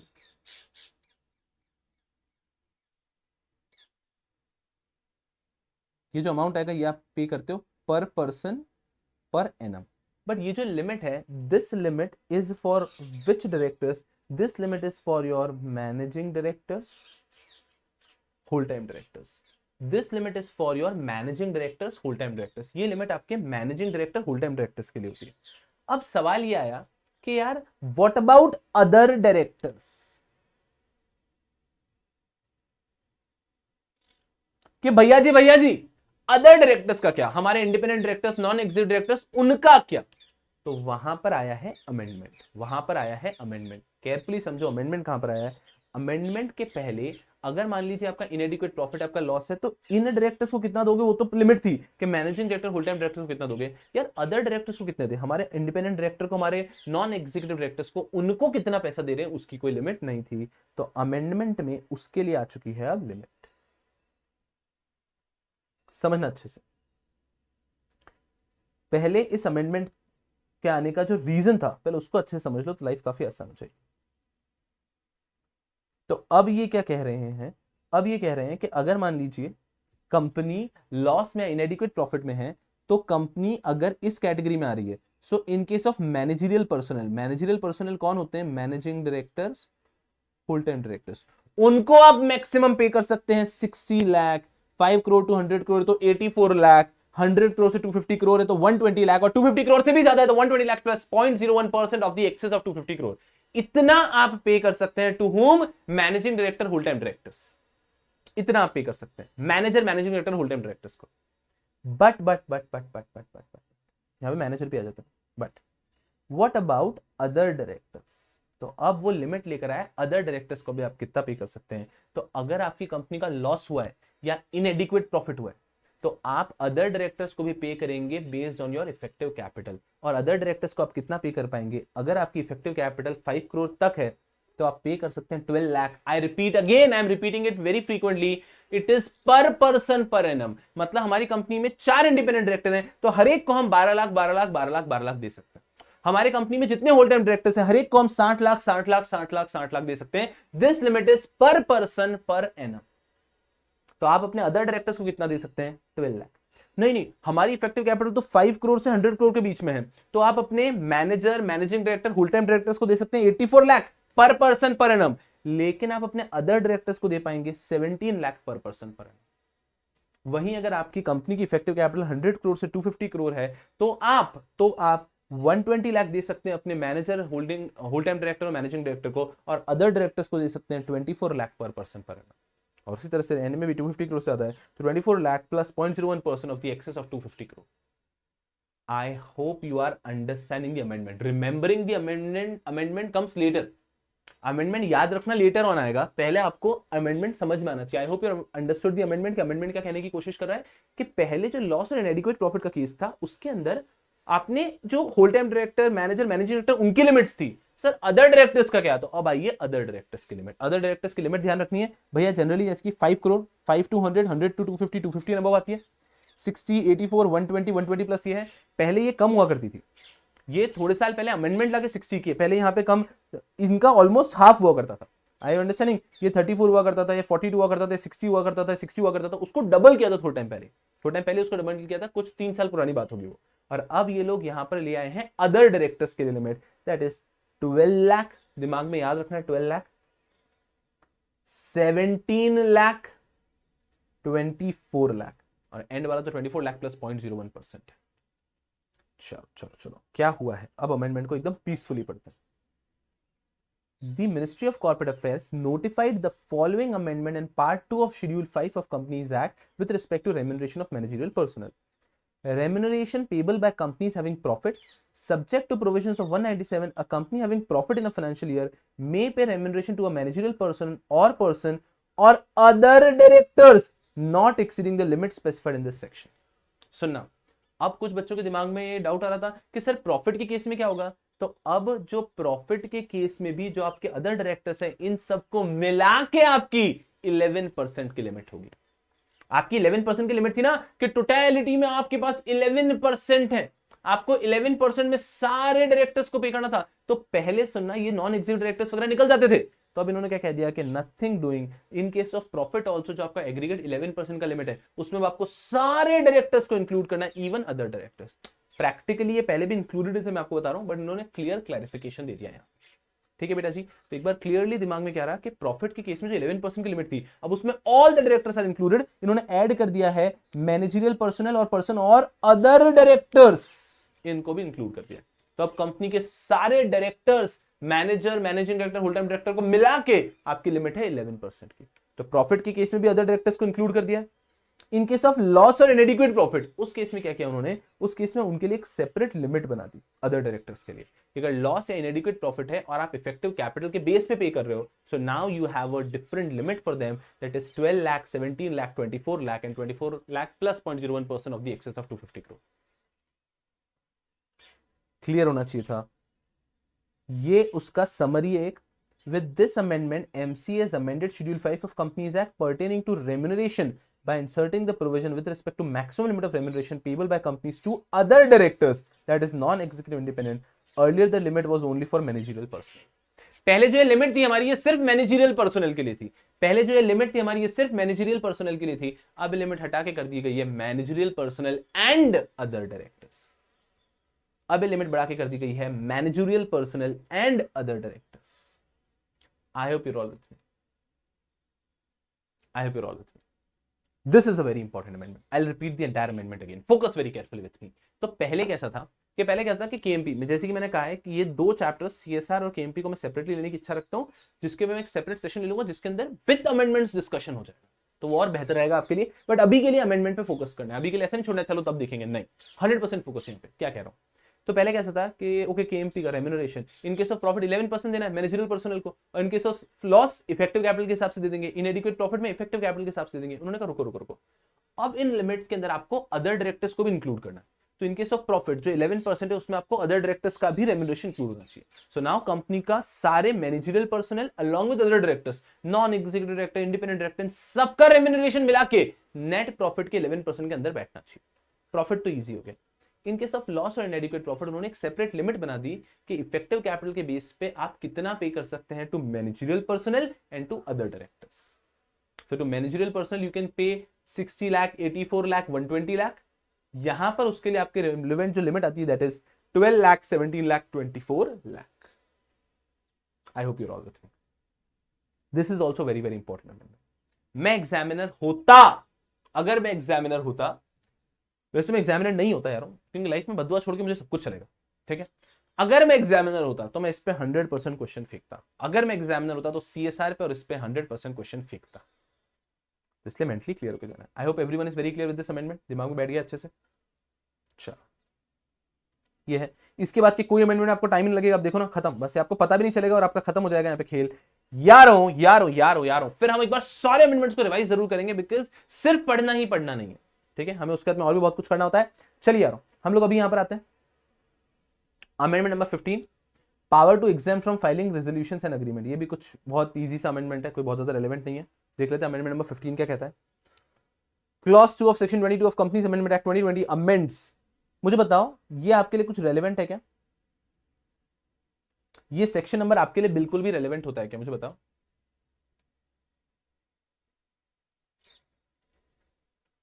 I am generally not answering queries here. Avni end में पूछेगा, 100% आपके क्वेश्चन का आंसर दूंगा। यहां पे उसका कोई रिलेशन नहीं है, but I will give you the answer.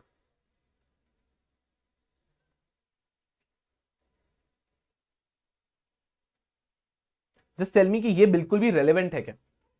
Is this thing, this section number, this clause number any relevant to you?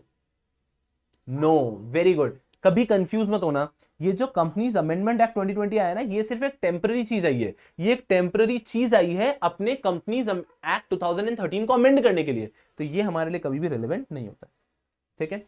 इसने अमेंड किया है section 117 of the companies act 13 with respect to resolutions and agreement to be filed. तो हर एक company को जो भी उनके मेजर रेजोल्यूशंस हैं, जो भी एग्रीमेंट्स है, वो सब फाइल करना होता है। Now what they have done, the central government has been empowered. इस एक्ट ने सिर्फ सेंट्रल गवर्नमेंट को भैया स्टीरॉइड्स खिलाए हैं, बहुत पावरफुल बना रहा है। Central government is now empowered to exempt any class of companies to submit their resolutions and agreement. तो हर एक कंपनी को अपने सारे रेजोल्यूशंस और एग्रीमेंट सबमिट करने होते थे। इसमें बैंकिंग कंपनी को पहले से एग्जम्पशन था, अब सेंट्रल गवर्नमेंट के पास पावर है कि सेंट्रल गवर्नमेंट किसी और कंपनी को भी एग्जम्प्ट कर सकता है। Central government has been empowered to exempt any class of NBFC और any class of housing finance company from filing of resolution passed to grant loan or give guarantee or to provide security in respect of loan in the ordinary course of their business. Earlier only banking companies were exempted. एक छोटा सा amendment है, आपके लिए बहुत ज्यादा relevant नहीं है, बट क्या अमेंडमेंट है? Power to exempt from filing resolution and agreement. तो central government has the power to exempt any NBFC और housing finance company to file their resolutions and agreement. Otherwise उनको हर रेजोल्यूशन एग्रीमेंट फाइल करना होता था कि कोई भी लोन दिया है तो उन्होंने गारंटी ली है, सिक्योरिटी क्रिएट की है। अब उसके लिए उनको एग्जम्पशन देने की पावर है सेंट्रल गवर्नमेंट के पास। So central government is empowered to exempt any class of NBFC और housing finance company to submit their resolutions and agreements. बस, तो ये पावर है सेंट्रल गवर्नमेंट के पास, ठीक है, और कुछ भी नहीं। ये एक रेगुलर अमेंडमेंट हो गया। उसके बाद में आपके रेगुलर अमेंडमेंट के अंदर एक और चीज, अमेंडमेंट नंबर 16, ये भी आपके लिए इतना रेलेवेंट नहीं, बट सुनना, सुनते हुए चलना, मेरी बात को समझना। बेटा जी वापस एक बार, एग्जाम में कैसा होता है, थोड़ा सा आपका क्या हार्डली बचा है, पे बचा क्या आपका 1.5 पेज के अमेंडमेंट्स बाकी है, और सारे के सारे ऐसे छोटे छोटे अमेंडमेंट्स है, कुछ फोर्स ऐसे हैवी अमेंडमेंट्स नहीं है। कैसा होता है बेटा जी, अपन हर पेपर को जब देखेंगे, आप कोई पेपर देखो, इट्स अ प्रोफेशनल एग्जामिनेशन। मुझे बताओ, ऐसा होता है कि बच्चे पढ़ के ही नहीं जाते? ऐसा होता है कि बच्चे पढ़ के ही नहीं जाते? नहीं। हाँ, कुछ बच्चे वो पढ़ के नहीं जाते, उनका छोड़ दो, बट आई वुड बिलीव कि अगर कभी भी एग्जाम हो रहा है ना, तो कम से कम 70, 75, 80% जनता तो पढ़ के जाती है।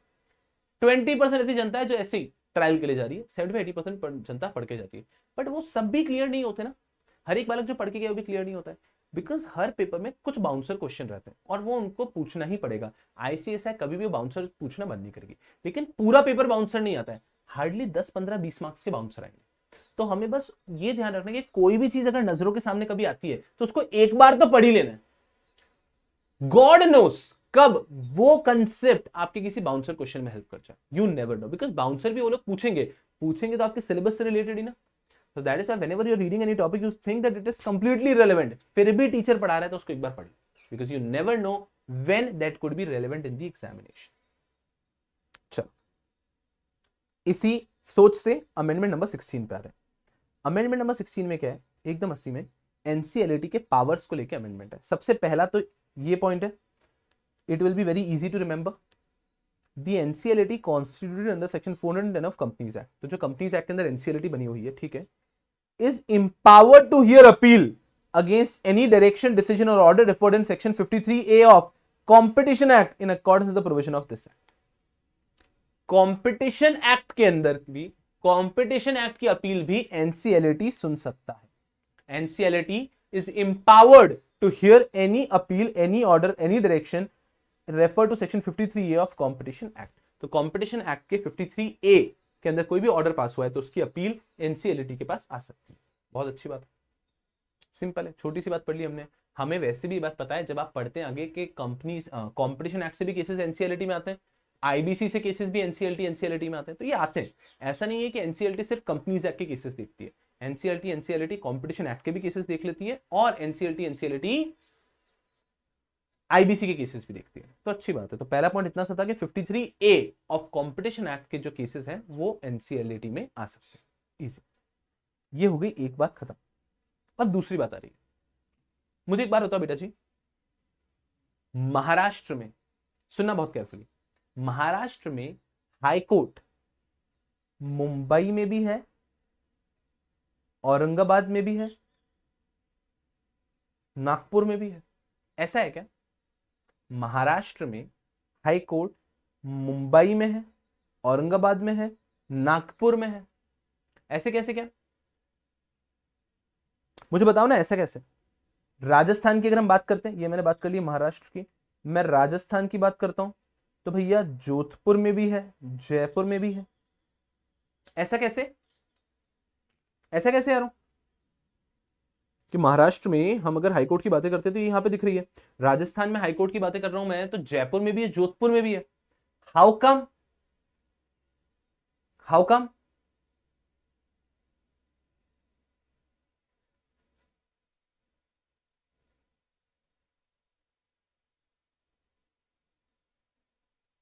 How come? कुछ बच्चों को मैंने इतना स्ट्रांगली कह दिया है कि आप कमेंट्स पे ध्यान मत दो, तो कमेंट्स पे बिल्कुल ध्यान नहीं दे रहे, मस्ती से बैठेंगे, सर ही बताएंगे। खैर that's a good thing. Don't you people yourself realise that when you start ignoring the comment section, you are just focusing on the content, तो आपके 2 आवर्स में बहुत इफेक्टिव पढ़ाई होती है, जो भी आपकी पढ़ाई है बहुत इफेक्टिव होती है। और वहीं अगर कमेंट सेक्शन है तो बहुत ज्यादा टाइम पास होता है। You will yourself realise it in sessions. चलो जरा सुनना मेरी बात को अच्छे से। एक बच्चे ने बताया बेंच होती है, तो होता ऐसा यारों कि जिस दिन मान लीजिए भारत में हाईकोर्ट्स पहली बार बने होंगे, तब उन्होंने हो सकता है कि सिर्फ मात्र केवल हो सकता है कि किसी एक सिटी में ही हाईकोर्ट बनाया होगा कि महाराष्ट्र पूरा संभाला जाएगा मुंबई हाईकोर्ट से, राजस्थान पूरा संभाला जाएगा जोधपुर हाईकोर्ट से, ऐसा बनाया होगा, ऐसा बनाया होगा। सुनना मेरी बात को, ऐसा ही बनाया होगा। लेकिन जैसे जैसे समय बढ़ता गया उनको लगा यार कि यार महाराष्ट्र में बहुत ज्यादा केसेस होते हैं, बहुत बड़ा जगह है, कॉर्पोरेट ग्रोथ बहुत ज्यादा केसेस हाईकोर्ट के आते हैं, अकेला बॉम्बे हाईकोर्ट हैंडल नहीं कर पा रहा है, दे क्रिएट बेंचेस। तो उन्होंने क्या कहा, चलो एक काम करते हैं, नागपुर में एक बेंच बना देते हैं। अब नागपुर में एक बेंच बना दिया तो थोड़ा सा काम लाइटन हो गया, क्योंकि पूरे महाराष्ट्र का काम जो सिर्फ मुंबई हाईकोर्ट को संभालना पड़ता था, वो अब नागपुर हाईकोर्ट भी संभाल रहा है और मुंबई हाईकोर्ट भी संभाल रहा है। उनको लोग अभी भी वर्कलोड बहुत हो रहा है, उन्होंने कहा चलो एक औरंगाबाद हाईकोर्ट में भी बना देते हैं। And they also see proximity, कि वो ऐसा नहीं करेंगे, दो चिपके हुए नहीं बनाते हैं, तभी तो पुणे में हाईकोर्ट आने की संभावनाएं कम हो जाती है, बिकॉज मुंबई में हाईकोर्ट ऑलरेडी है। तो ये भी एक छोटा सा एंगल रहता है, बट मोस्टली वर्कलोड के कारण हाईकोर्ट्स बनाए गए। सुना, सिमिलरली राजस्थान में भी हुआ होगा, तो वैसा ही कुछ एनसीएलएटी एनसीएलटी के लिए भी करना पड़ा। सुनना अच्छे से क्या कह रहा हूं मैं। बेंचेस का लॉजिक आपको समझ गया ना कि what do you mean bye bench, कि जब मेन कोर्ट के पास समय नहीं है और बहुत ज्यादा केसेस हो रहे हैं, सो दे क्रिएट अनदर बेंच। तो उस तरह से हम कहते हैं कि Mumbai high court is the high court and Aurangabad is a bench of that high court, similarly Nagpur is a bench of that high court. तो ऐसे बेंचेस बना दिए जाते हैं, बेंचेस मतलब अनदर हाईकोर्ट, ताकि वर्कलोड डिवाइड हो जाए। वही चीज बेटा जी यहां पे भी है, समझना। सेक्शन 418A ये करके एक नया सेक्शन आया, वो क्या कहता है, the power of appellate tribunal may be exercised by the benches thereof to be constituted by the chairperson। कि जो पावर एनसीएलटी के पास है, एनसीएलटी का वर्कलोड बहुत बढ़ रहा है, तो वो चाहे तो और बेंचेस बना सकते हैं।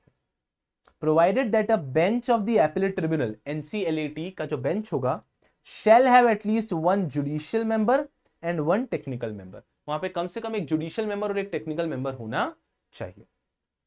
The benches of the appellate tribunal shall ordinarily sit at New Delhi or such other place as the central government in consultation with the chairperson notify। जो बेंच बन रही है वो न्यू दिल्ली में बैठेगी, और अगर उनको लगता है कहीं और रखनी है तो भी सेंट्रल गवर्नमेंट और चेयरपर्सन मिलकर डिसाइड करेंगे। चेयरपर्सन कौन? एनसीएलटी का chairperson. Provided that the central government may by notification after consultation with the chairperson establish such number of benches of appellate tribunal as it consider necessary to hear appeal against any direction, decision or order referred under 53 of Competition Act and 61 of Insolvency and Bankruptcy Code। मेरी बात को सुनना बहुत अच्छे से। भारत में बन गए एनसीएलटी, एनसीएलटी। क्या भारत में कंपनीज कम है क्या? नहीं है भाई, बहुत सारे केसेस हो रहे हैं। एनसीएलटी के पास बहुत सारे एनसीएलटी बनाए, अब एनसीएलएटी के पास भी केसेस बहुत ज्यादा हो रहे हैं। तो सबसे पहले तो उन्होंने कहा कि नहीं यार, ऐसे नहीं चलेगा। अगर कभी भी लगता है कि एनसीएलटी का और बेंच बनाना है तो बेंच क्रिएट कर सकते हैं। तो पहले तो ये अमेंडमेंट क्या आया है, ये अमेंडमेंट ये नहीं है कि बेंच बनेगा, इनका कहना है कि they have the power to create another bench. तो अगर कभी भी ऐसा लगता है कि एनसीएलटी का जो काम है वो एनसीएलटी अकेला संभाल नहीं पा रहा है, तो एनसीएलटी का बेंच बनाया जाएगा और वो बेंच वो काम संभालेगा। आसान है बात समझने के लिए, ठीक है ठीक है ठीक है। उस बेंच में कम से कम एक जुडिशियल मेंबर, एक टेक्निकल मेंबर होगा। सो जुडिशियल मेंबर की क्वालिफिकेशन क्या होती है, टेक्निकल मेंबर की क्वालिफिकेशन क्या होती है, ये सब सिलेबस में नहीं है, ठीक है। तो एक जुडिशियल मेंबर रहेगा, एक टेक्निकल मेंबर रहेगा, ठीक है। ये न्यू दिल्ली में रहेगा या फिर आप कहीं और भी रख सकते हो अगर आप चाहो तो, बट वो आपका सेंट्रल गवर्नमेंट और चेयरपर्सन मिलकर डिसाइड करेंगे, ठीक है। अब एक और इंपॉर्टेंट चीज क्या हुई, इसके बाद में बोले कि यार हमें अगर लगता है तो हम एनसीएलटी एक सेपरेट बना देंगे for handling cases of competition act and IBC. अब क्या हो रहा है, हमारा एनसीएलटी कंपनीज एक्ट के केसेस भी देख रहा है, वही कंपटीशन भी देख रहा है, वही आईबीसी भी देख रहा है, तो it creates a lot of confusion और इतना समय नहीं है।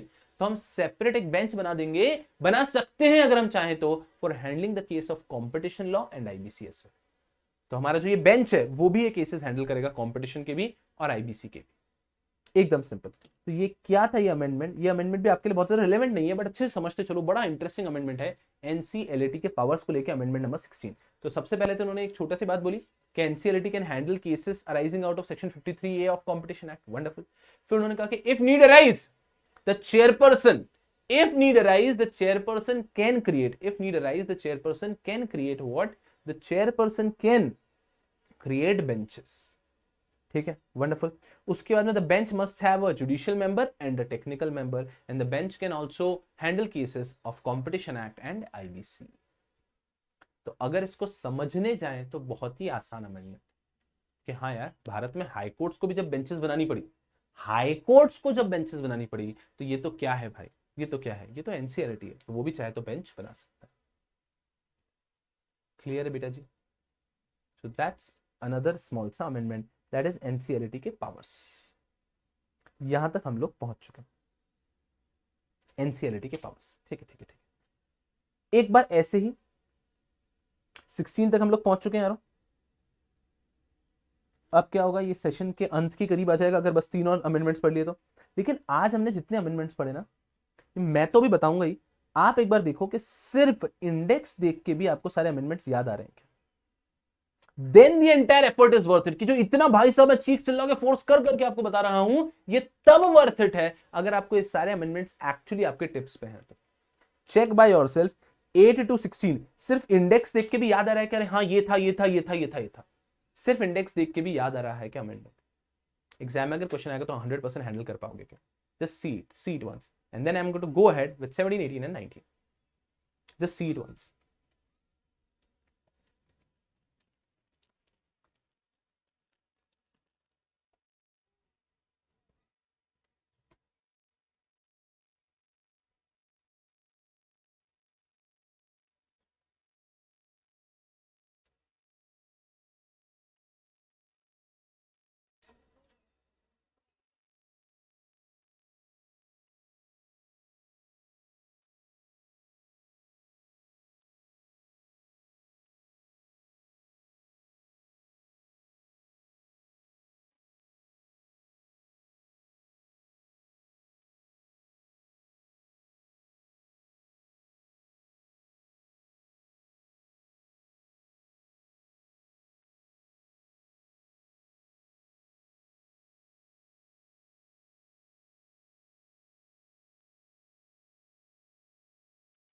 यस बेटा जी। तो आशा करता हूं कि सारे अमेंडमेंट्स आपके टिप्स में एक बार साथ में देख लेते हैं। Amendment number 8, periodical report by unlisted company. Central government has the power to order any unlisted company to submit periodical reports. ठीक है।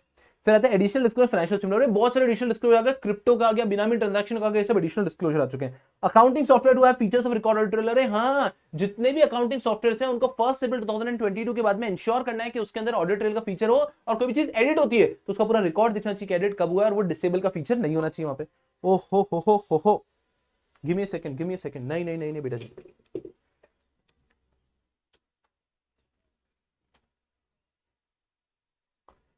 एक सेकंड दो मेरे को।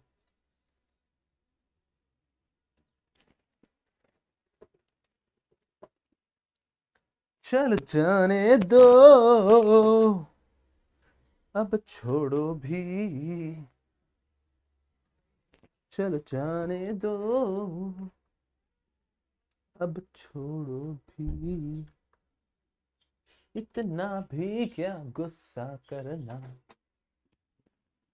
चलिए, यस पीपल, हम लोग क्या बात कर रहे थे? हम लोग बात करते सारे अमेंडमेंट्स के। Accounting software to have features of audit trail. उसके बाद में annual return for OPC small company. आपसे ओपीसी स्मॉल कंपनी का एनुअल रिटर्न सबमिट करना पड़ेगा एब्रिज्ड फॉर्म में, एमजीटी 7A में। फिर है फास्ट ट्रैक मर्जर। भैया स्मॉल कंपनीज, जो स्मॉल कंपनी है वो स्टार्टअप के साथ, या फिर दो स्टार्टअप चाहे तो 233 के तहत एक फास्ट ट्रैक मर्जर कर सकते हैं। अमेंडमेंट फॉर वॉल्यूशन वैल्यूअर्स कि पहले क्या था, फाइन ऑफ 25,000 टू 1 लाख, अब है भैया पेनल्टी ऑफ 50,000 रुपीज। फिर आया हमारा मैनेजरियल रेम्युनरेशन। हाँ, ये ध्यान से पढ़ना है कि पहले कैसा था, the limit in case of profit और इन केस ऑफ लॉस और इंडिकेटेड प्रॉफिट, हर केस में सिर्फ मैनेजरियल पर्सनल को कवर कर दी थी। अब इसमें अदर डायरेक्टर्स को भी कवर कर दिया। तो यहाँ पे 11% के लिमिट में अदर डायरेक्टर्स भी आने चाहिए, और यहां पर जो हमने इफेक्टिव कैपिटल के बेस पे पे करते थे, वहां पे एक और लिमिट आ चुकी है फॉर अदर डायरेक्टर्स। कितनी आ चुकी है? 12, 17, 24 लाख। ओके। फिर है part two exam from filing resolutions and agreement के पहले only banking companies were exam, now central government has the power to exempt any class of NBFC और housing finance company from submitting the resolutions and agreement. NCLT power के, NCLT के पास power है कि वो 53A के cases competition act के भी ले सकते हैं, और अब अगर एनसीएलटी को लगता है तो उसके चेयरपर्सन क्या कर सकते हैं, बेंचेस क्रिएट करने का ऑर्डर कर सकते हैं। ठीक है। ये जब बेंचेस क्रिएट होंगी, ये बेंचेस न्यू दिल्ली में होनी चाहिए या फिर कहीं और भी हुई तो वो भी central government of chairperson decide करेंगे। हर एक बेंच में एक टेक्निकल मेंबर, एक जुडिशियल मेंबर होना चाहिए, और ये बेंच भी 53A के कॉम्पिटिशन लॉ के केसेस और आईबीसी के केसेस ले सकती है। देखो बेटा जी, ऐसा ये एक बार की मेहनत होती है जो आपको पूरी करनी होती है। अगर एक बार आपने बहुत मेहनत कर दी ना, तो मेरी बात को समझो, आप नेक्स्ट टाइम जब पढ़ोगे तब उसमें कम समय लगेगा। अब जब नेक्स्ट टाइम पढ़ोगे, अगर अभी हमने इसको फटाफट फटाफट से खत्म कर लिया होता तो आपको नेक्स्ट टाइम पढ़ने में उतनी मेहनत लगती। इससे अच्छा बेटा जी एक बार इतना जबरदस्त पढ़ लो कि अगली बार समय बचेगा। अब हम आते हैं हमारे लास्ट के 3 अमेंडमेंट्स पे। तीनों रेगुलर अमेंडमेंट्स हैं, these are not going to waste any time. सबसे पहले आता है lesser penalty for certain companies. हाँ, ये भी इंपॉर्टेंट है। ये अमेंडमेंट मतलब as an important from exam point of view, इसको मैं इंपॉर्टेंट मार्क करा देता हूं यार, रेगुलर नहीं रखता। क्यों बेटा जी? वैसे तो आइडियली पेनल्टीज पे एग्जाम में क्वेश्चन नहीं आना चाहिए, लेकिन जब भी किसी पेनल्टी में अमेंडमेंट आता है तो उसमें क्या होता है कि कभी कभी एग्जामिनर को थोड़ा सा होता है ना मस्ती कि हाँ पेनल्टी पे क्वेश्चन पूछना ही है, तो वो अमेंडमेंट वाली पेनल्टी पे पूछ लेता है। क्या है ये? Amendment in section 446B of the companies act with respect to lesser penalty for certain companies. कुछ कंपनीज को लेके लेसर पेनल्टी का प्रोविजन था कि यार नॉर्मली कंपनीज पे इतनी पेनल्टी लगती है, तो अगर ये छोटी छोटी कंपनी तो इस पे कम पेनल्टी लगेगी। यहां पे आ गया है amendment. So lesser penalty for certain companies करके एक सेक्शन था, उसमें आया है अमेंडमेंट। देखो पहले क्या था provision, notwithstanding anything contained in this act, if an OPC or a small company fails to comply with the provision of this section 92 or section 117 or 137, अगर स्मॉल कंपनी और ओपीसी ने इनमें से कोई भी वायलेशन किया है, such company and officer in default of such company shall be liable to a penalty which shall not be more than 1/2 of the penalty specified in this section। क्या कहने का मतलब है, समझ में आ रहा है कि अगर एक नॉर्मल कंपनी है उसने इनमें से कोई वायलेशन किया तो उनपे मान लीजिए 5 लाख की पेनल्टी है, तो ओपीसी स्मॉल कंपनी पे सिर्फ 2.5 लाख की होगी। So what are they trying to say कि कोई भी अगर गलती की है एक नॉर्मल कंपनी ने, तो उस पर जितना फाइन लगता उससे आधा फाइन लगेगा ओपीसी स्मॉल कंपनी के ऊपर। क्या लगता है आपको? क्या लगता है आपको? इसको अमेंड करके उन्होंने ओपीसी स्मॉल कंपनी के लिए बढ़ाया होगा फाइन या कम किया होगा? क्या लगता है आपको? देखो क्या लिखा है,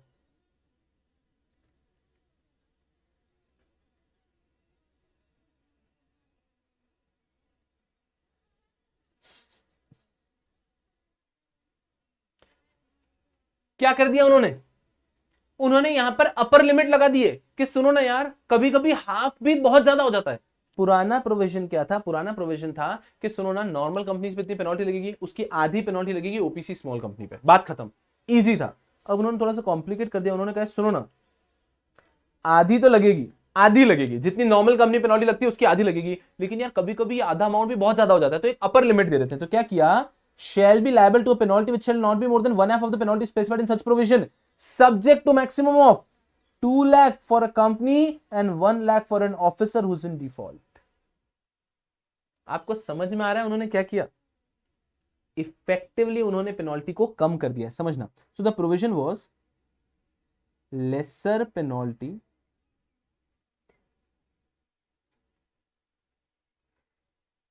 फॉर सर्टेन कंपनीज, कुछ कंपनीज के लेसर पेनल्टी। ओल्ड प्रोविजन क्या था कि जो भी ओपीसी या स्मॉल कंपनी होगी उन पे पेनल्टी लगेगी हाफ, कि जो भी पेनल्टी एक्ट में दे रखी है उसकी हाफ कर देंगे for OPC small company. New provision क्या है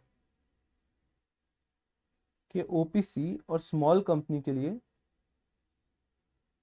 हाफ पेनल्टी तो कर ही देंगे, but it would be maximum 2 lakh for companies and it would be maximum 1 lakh for officer in default। आपको समझ में आ रहा है क्या रहा है?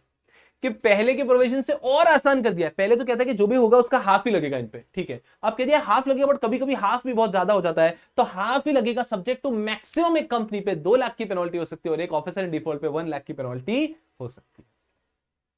आई hope you understand. So that is another smaller सा मिनिस्क्यूल सी पेनल्टी। आप में से बहुत सारे ऐसे बच्चे होंगे जिन्होंने पेनल्टी पहले पढ़ा भी नहीं थी, क्योंकि इतना ज्यादा फोकस नहीं था इस पे, लेकिन जब अमेंडमेंट आ गया तो थोड़ा सा इस पे फोकस आ जाता है। तो आइडियली तो पेनल्टी पे क्वेश्चन ही नहीं आना चाहिए, बट अगर एग्जामिनर बहुत डेस्परेटली पूछना चाहता है तो कभी कभी ऐसी पेनल्टी पे क्वेश्चन पूछ सकता है, तो इसलिए we have to be very careful about it. और इसके बाद बेटा जी हमारा आता है, ये भी बहुत ही अच्छा सेक्शन है, ये भी अच्छा अमेंडमेंट है, amendment number 18। 19th is not relevant for you but 18 is relevant, तो 18 पे बात कर लेते हैं। 18 भी मतलब रेलेवेंट एज इन 19 के कंपेयर में रेलेवेंट है, बट हाँ 18 में भी इतना दम नहीं है। सुनना सुनना सुनना मेरी बात। Wrongful possession of dwelling unit, सुनना, इसका थोड़ा बैकग्राउंड देता हूं। आप एक कंपनी के लिए काम कर रहे थे, आपका नाम है चेल्सी। चेल्सी कौन सा नाम होता है भाई? भारत में चेल्सी भी नाम होता है क्या? ये बालिका कौन है? चेल्सी पूर्वल, चेल्सी। आपका नाम है Chelsea. Chelsea is working for a company, say for example ये है हमारी Chelsea. Chelsea is working for a company name TCS. Chelsea TCS के लिए काम कर रही है। टीसीएस ने चेल्सी को रहने के लिए एक घर दिया, तो चेल्सी उस घर में आ गई है। ये हमारी मासूम सी बालिका है चेल्सी। चेल्सी उस घर में आ चुकी है, अंडरस्टैंड वेरी केयरफुली, ठीक है। So now Chelsea is occupying that house और वो टीसीएस के लिए काम कर रही है, काम कर रही है, काम कर रही है, ठीक है। Now what has happened is Chelsea ने टीसीएस छोड़ दिया। उन्होंने कह दिया कि अब मुझे आपके साथ काम नहीं करना, नोटिस दिया that I am leaving the company, okay. तो चेल्सी ने टीसीएस छोड़ दिया। सुनना, टीसीएस चेल्सी को उनका पेंडिंग अमाउंट नहीं दे रहा, प्रोविडेंट फंड या ग्रेचुटी या ऐसा कुछ पैसा बाकी है जो वो नहीं दे रहे, सुनना, Chelsea is suppose to vacate the house. अब जब तक वो टीसीएस के लिए काम कर रहे थे तब तक टीसीएस के दिए हुए गेस्ट हाउस में घर में रह रहे थे, ठीक है। कंपनी प्रोवाइडेड अकोमोडेशन था। अब जब चेल्सी ने कंपनी छोड़ दिया, तो चेल्सी से एक अपेक्षा रही जाएगी ना कि चेल्सी को इस घर से निकाल जाना चाहिए, लेकिन चेल्सी घर नहीं छोड़ रही है। क्यों नहीं छोड़ रही है चेल्सी घर? चेल्सी घर क्यों नहीं छोड़ रही है? ये चेल्सी बेटा जी बताओ मेरे को फटाफट से, घर क्यों नहीं छोड़ रहे? चेल्सी, आई एम सीरियस, फटाफट बताओ कि घर क्यों नहीं छोड़ रहे हो आप? रुक जाओ। चेल्सी बेटा जी, अरे घर क्यों नहीं छोड़ रहे हो? टीसीएस का घर छोड़ो ना। जब तक वहां पे काम कर रहे थे तब तक वहां पे रहना बनता था। Now when you left the job, घर क्यों नहीं छोड़ रहे? घर छोड़ दो चेल्सी बेटा। Why aren't you vacating the house? कहां गई चेल्सी? अरे चेल्सी जवाब दो, इतने सारे बच्चे आपके जवाब के लिए रुके हुए हैं। नहीं, खुशी, अभिनीत, प्रफुल्ल, ख्याति, कृष्णा, नहीं, चेल्सी को जवाब देने दो। उमेश, तानिया, नहीं, चेल्सी जवाब दो मेरे को। विवेक बोल रहा है हर चॉइस। चेल्सी कह रही है कि सर मुझे मेरा पैसा नहीं मिला ना अभी तक। चेल्सी का कहना है कि सर ये जो टीसीएस वगैरह ये मुझे मेरा पैसा नहीं दे रहे ना, इसलिए मैं घर छोड़ के नहीं जा रही हूं। चेल्सी ने लगाई एक चेयर और चेल्सी अपने चेयर पे बैठ गई, बोले मैं तो घर नहीं छोड़ रही। तब क्या होता था, टीसीएस जाता था कोर्ट के पास, सिविल कोर्ट के पास, और सिविल कोर्ट में एप्लीकेशन जाता कि चेल्सी का घर खाली कराओ, हमारा घर है और वो इलीगली लेकर बैठे हैं, हमारा घर है वो इलीगली लेके बैठे हैं। सिविल कोर्ट चेल्सी पे ऑर्डर पास कर देता था कि आप ये घर खाली करो, विकेट द प्रेमाइस, अदरवाइज आपके अगेंस्ट क्रिमिनल एक्शन ले लेंगे, ये होता था। और चेल्सी क्या करती थी, चेल्सी फूट फूट के रोती थी, चेल्सी फूट फूट के रोती थी। मैं आपको क्या बताऊं, अरे कितना रो रही है चेल्सी। चेल्सी फूट फूट के रोती थी कि यार ये क्या बात हुई, कंपनी ने मेरा पैसा तो नहीं दिया और वो मुझे इलीगली घर से भी निकाल रहे हो, मेरे ऊपर इंप्रिजनमेंट वगैरह के प्रोविजन हो रहे, अब अगर मैं घर खाली नहीं करूं, अब अगर मैं घर खाली नहीं करूं तो मेरे ऊपर इंप्रिजनमेंट के प्रोविजन हो रहे। सर ऐसे कैसे चलेगा। चेल्सी को बचाने के लिए आया है अमेंडमेंट नंबर 18, चेल्सी को बचाने के लिए आया है अमेंडमेंट नंबर 18। एंड कभी भी ऐसा मत सोचिएगा चल सिर्फ चेल्सी के लिए अमेंडमेंट आया है, चेल्सी जैसे इंडिया में हजारों लोग होंगे, उनको बचाने के लिए आया है amendment number 18। Read the amendment by yourself. I've given you a fair background that why this amendment has come into picture. Read the amendment by yourself. Read the amendment by yourself. कि amendment क्यों लाना पड़ा।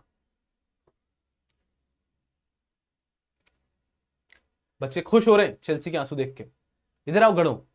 तो आंसू blue ही तो होते हैं, और कैसे होते हैं, तो ट्रांसपेरेंट तो मैं ब्लू ही दिखाऊंगा। अगर आपको पता नहीं ना आंसू ब्लू होते हैं तो एक बार आंसू बहुत सारा रोना, आंसू को एक बकेट में इकट्ठा कर देना, फिर उसको स्विमिंग पूल में डाल देना, ब्लू होते हैं आंसू, गधे। इधर आओ, read the amendment, you should be able to understand the amendment yourself.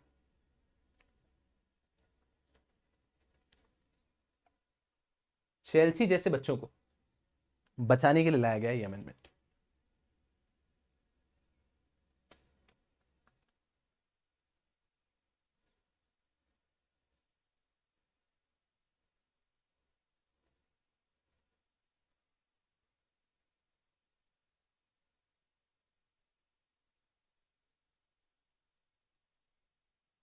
चलो बेटा जी,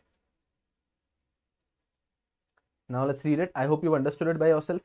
क्या लिखा है, in section 452(2) of companies act the following proviso has been inserted, namely, ये प्रोविजो आ गया क्या, provided that the imprisonment of such officer or employee as the case may be shall not be ordered। Chelsea जैसे लोगों का imprisonment order नहीं किया जाएगा for wrongful possession or withholding of dwelling unit, कि उन्होंने wrongfully possession ले रखा है, dwelling unit रख रखी है अपने हाथ में, if the court is satisfied that the company has not paid to the officer or employee as the case may be any amount relating to provident fund, pension, gratuity or any of the welfare fund, compensation, liability of company, workman compensation at respect of death और disablement, कि अगर किसी employee का कोई पैसा बाकी था, वो उसके कारण उस पोजीशन को लेके बैठा है, तो कोर्ट कभी भी उस व्यक्ति को इंप्रिजनमेंट ऑर्डर नहीं करेगी for wrongful position, because he was holding the property wrongfully to recover his dues. तो रॉन्गफुल पोजीशन के अंदर उसको इंप्रिजनमेंट नहीं होगा। I hope you understand. तो what is the amendment about wrongful position of dwelling unit. मेरा मानना है कि मेजॉरिटी बच्चों को पता भी नहीं होगा ऐसा कुछ सेक्शन भी था, तो इसीलिए मैं कहता हूं इनको रेगुलर अमेंडमेंट मानते हैं कि ऐसे बस आए हैं इसलिए बता देते हैं। तो the provision of for wrongful possession of dwelling unit says that if at all any person is wrongfully possessed a dwelling unit, court will not order imprisonment on that person if the person is holding it because he has some dues from the company. Fair, right?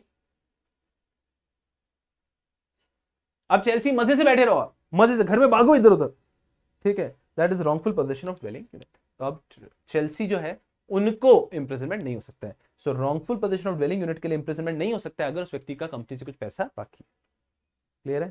So this was the second last amendment and with this we move on to the last amendment. This amendment is not relevant to you, this amendment is merely for your knowledge. चलो background देता हूं आप बच्चों को अच्छे से। पहले जब कंपनीज एक्ट 1956 हुआ करता था,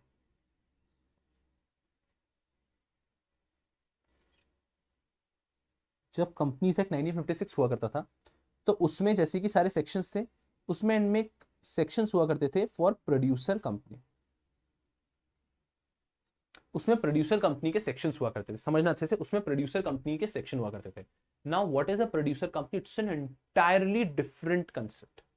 प्रोड्यूसर कंपनी एक अलग ही कंसेप्ट है, मतलब आप सोच भी नहीं सकते। उसमें मिनिमम मेंबर्स भी अलग है, मिनिमम डायरेक्टर्स भी अलग है। This is a type of company only for producers, like जो मिल्क प्रोड्यूस करते हैं, जो इस प्रकार के प्रोड्यूसर्स हैं फ्रेश प्रोडक्ट्स के, उन लोगों के लिए एक टाइप ऑफ कंपनी आता था, दैट इज प्रोड्यूसर कंपनी। ये कंपनी जब 2013 में हुआ करता था, सुनना बहुत केयरफुली बात को। फिर जब कंपनीज एक्ट 2013 आया, सॉरी ये कंपनीज एक्ट 1956 में हुआ करता था। फिर जब कंपनीज एक्ट 2013 आया, उसके अंदर सारे प्रोविजन आए, लेकिन प्रोड्यूसर कंपनी का प्रोविजन नहीं आया। तो प्रैक्टिकली कैसे होता था पता है आपको? पूरा का पूरा सारी companies were governed by companies act, but producers company were yet governed by companies act 1956 only. All the companies were governed by companies act 2013, लेकिन प्रोड्यूसर कंपनी के लिए कंपनीज एक्ट 2013 में कोई भी प्रोविजन नहीं आया था। सुना मेरी बात को अच्छे से, प्रोड्यूसर कंपनी के लिए कंपनीज एक्ट 2013 में कोई प्रोविजन नहीं आया था। सो जो प्रोड्यूसर कंपनीज थी वो कंपनीज एक्ट 1956 से ही गवर्न हो रही थी। इस कारण से हमारे न्यू सिलेबस के मॉड्यूल में जो ओल्ड सिलेबस के बच्चे, उनके लिए प्रोड्यूसर कंपनी था, लेकिन जब न्यू सिलेबस आया, न्यू सिलेबस 2013 के बाद आया, ठीक है, तो जब न्यू सिलेबस आया तब तो उन्होंने जब कंपनीज एक्ट देखा, उसमें प्रोड्यूसर कंपनी था ही नहीं, तो न्यू सिलेबस के सिलेबस में प्रोड्यूसर कंपनी था ही। I repeat again, new syllabus के बच्चों के सिलेबस में प्रोड्यूसर कंपनी नहीं था, ठीक है। अब क्या हुआ है गर्मा गर्म, रीड दिस। आपको बैकग्राउंड समझ में आया कि पहले प्रोड्यूसर कंपनी का कंसेप्ट 1956 में हुआ करता था, फिर कंपनी से 2013 आया, तो उसमें प्रोड्यूसर कंपनी को लेकर कोई प्रोविजन ही नहीं आया। तो 2013 के अंदर प्रोड्यूसर कंपनी का कोई प्रोविजन था ही नहीं अभी तक, इसलिए CS executive company law new syllabus के बच्चों के मॉड्यूल में प्रोड्यूसर कंपनी के ऊपर प्रोविजंस नहीं है। क्यों नहीं है? बिकॉज जब सिलेबस बना तब तो 2013 के अंदर प्रोड्यूसर कंपनी था ही नहीं, तो इसलिए उनके लिए प्रोविजन सिलेबस में नहीं आए। सुनना मेरी बात को अच्छे से। अब क्या हुआ recently, MCA ministry of corporate affairs has appointed February 11, 2021 as the commencement date of section 52 of Companies Amendment Act 2020। क्या ये सेक्शन रेलेवेंट है? नहीं, बिकॉज ये कंपनीज अमेंडमेंट एक्ट का सेक्शन है, which is related to insertion of a new chapter, chapter number बहुत सारा कुछ लिखा है 11A 21A, chapter number 21A in companies act 2013 pertaining to producer company. आपको समझ में आ रहा है क्या हो रहा है? अरे खुली बाहों से स्वागत करिए, कंपनीज एक्ट 2013 में एक नया चैप्टर आ रहा है। कंपनीज एक्ट 2013 में एक नया चैप्टर आ रहा है, खुली, अरे नहीं खुली बाहों से स्वागत करो। अरे दुखी क्यों हो रहे हो? अरे दुखी क्यों हो रहे हो? देखो देखो देखो ये बच्चों को, ये दुखी हो गए कि कुछ नया पढ़ना पड़ेगा। सो कंपनीज एक्ट 2013 के अंदर, कंपनीज एक्ट 2013 में एक नया चैप्टर आया है 11 फरवरी 2021 को, with respect to producer company. Section 66 of companies amendment 2020, ये भी हमारे काम का नहीं है, has amended section 456 of Companies Act 2013 relating to repealing of certain enactment and savings respectively। ये जो सेक्शन 465 था ना, ये अभी तक रोक रखा था। इसने कहा था कि अभी तक प्रोड्यूसर कंपनी का हमारे यहाँ कोई भी प्रोविजन नहीं है, ठीक है। अब इसको भी हटाया गया और कहा कि कंपनीज एक्ट में एक नया चैप्टर आ रहा है, पूरा कंपनीज एक्ट के एंड में एक नया चैप्टर आ रहा है with respect to producer company. After introduction of the new chapter on producer company, the first proviso to this Companies Act has been omitted, which provide for provision of the previous erstwhile Companies Act 1956, which was applicable to a producer company in a manner as if the Companies Act 1956 has not been repealed until a special act is enacted for producer company। तो Companies Act 2013 में क्या लिखा हुआ था section number 465 में कि producer company अभी भी 1956 से ही गवर्न होगा, तो उसको रिमूव किया गया और एक नया चैप्टर ऐड किया गया प्रोड्यूसर कंपनी का। मुझे बताओ कि दुखी क्यों हो रहे हो आप लोग? नहीं, मुझे बताओ कि दुखी क्यों हो रहे हो आप लोग? सो पहले हमारे कंपनीज एक्ट में एक सेक्शन था 465 के अंदर जो कहता था कि प्रोड्यूसर कंपनी के लिए कंपनीज एक्ट 2013 में कुछ नहीं है, वो 1956 से ही गवर्न होगा। लेकिन अब कंपनीज एक्ट 2013 में एक नया चैप्टर आ चुका है पूरा with respect to producer company. हाँ, ये जो अमेंडमेंट है, ये रो मत आज तो पूछो। चलो एक खुशखबरी बताऊं क्या? एक खुशखबरी बताऊं क्या यार? एक खुशखबरी बताऊं क्या?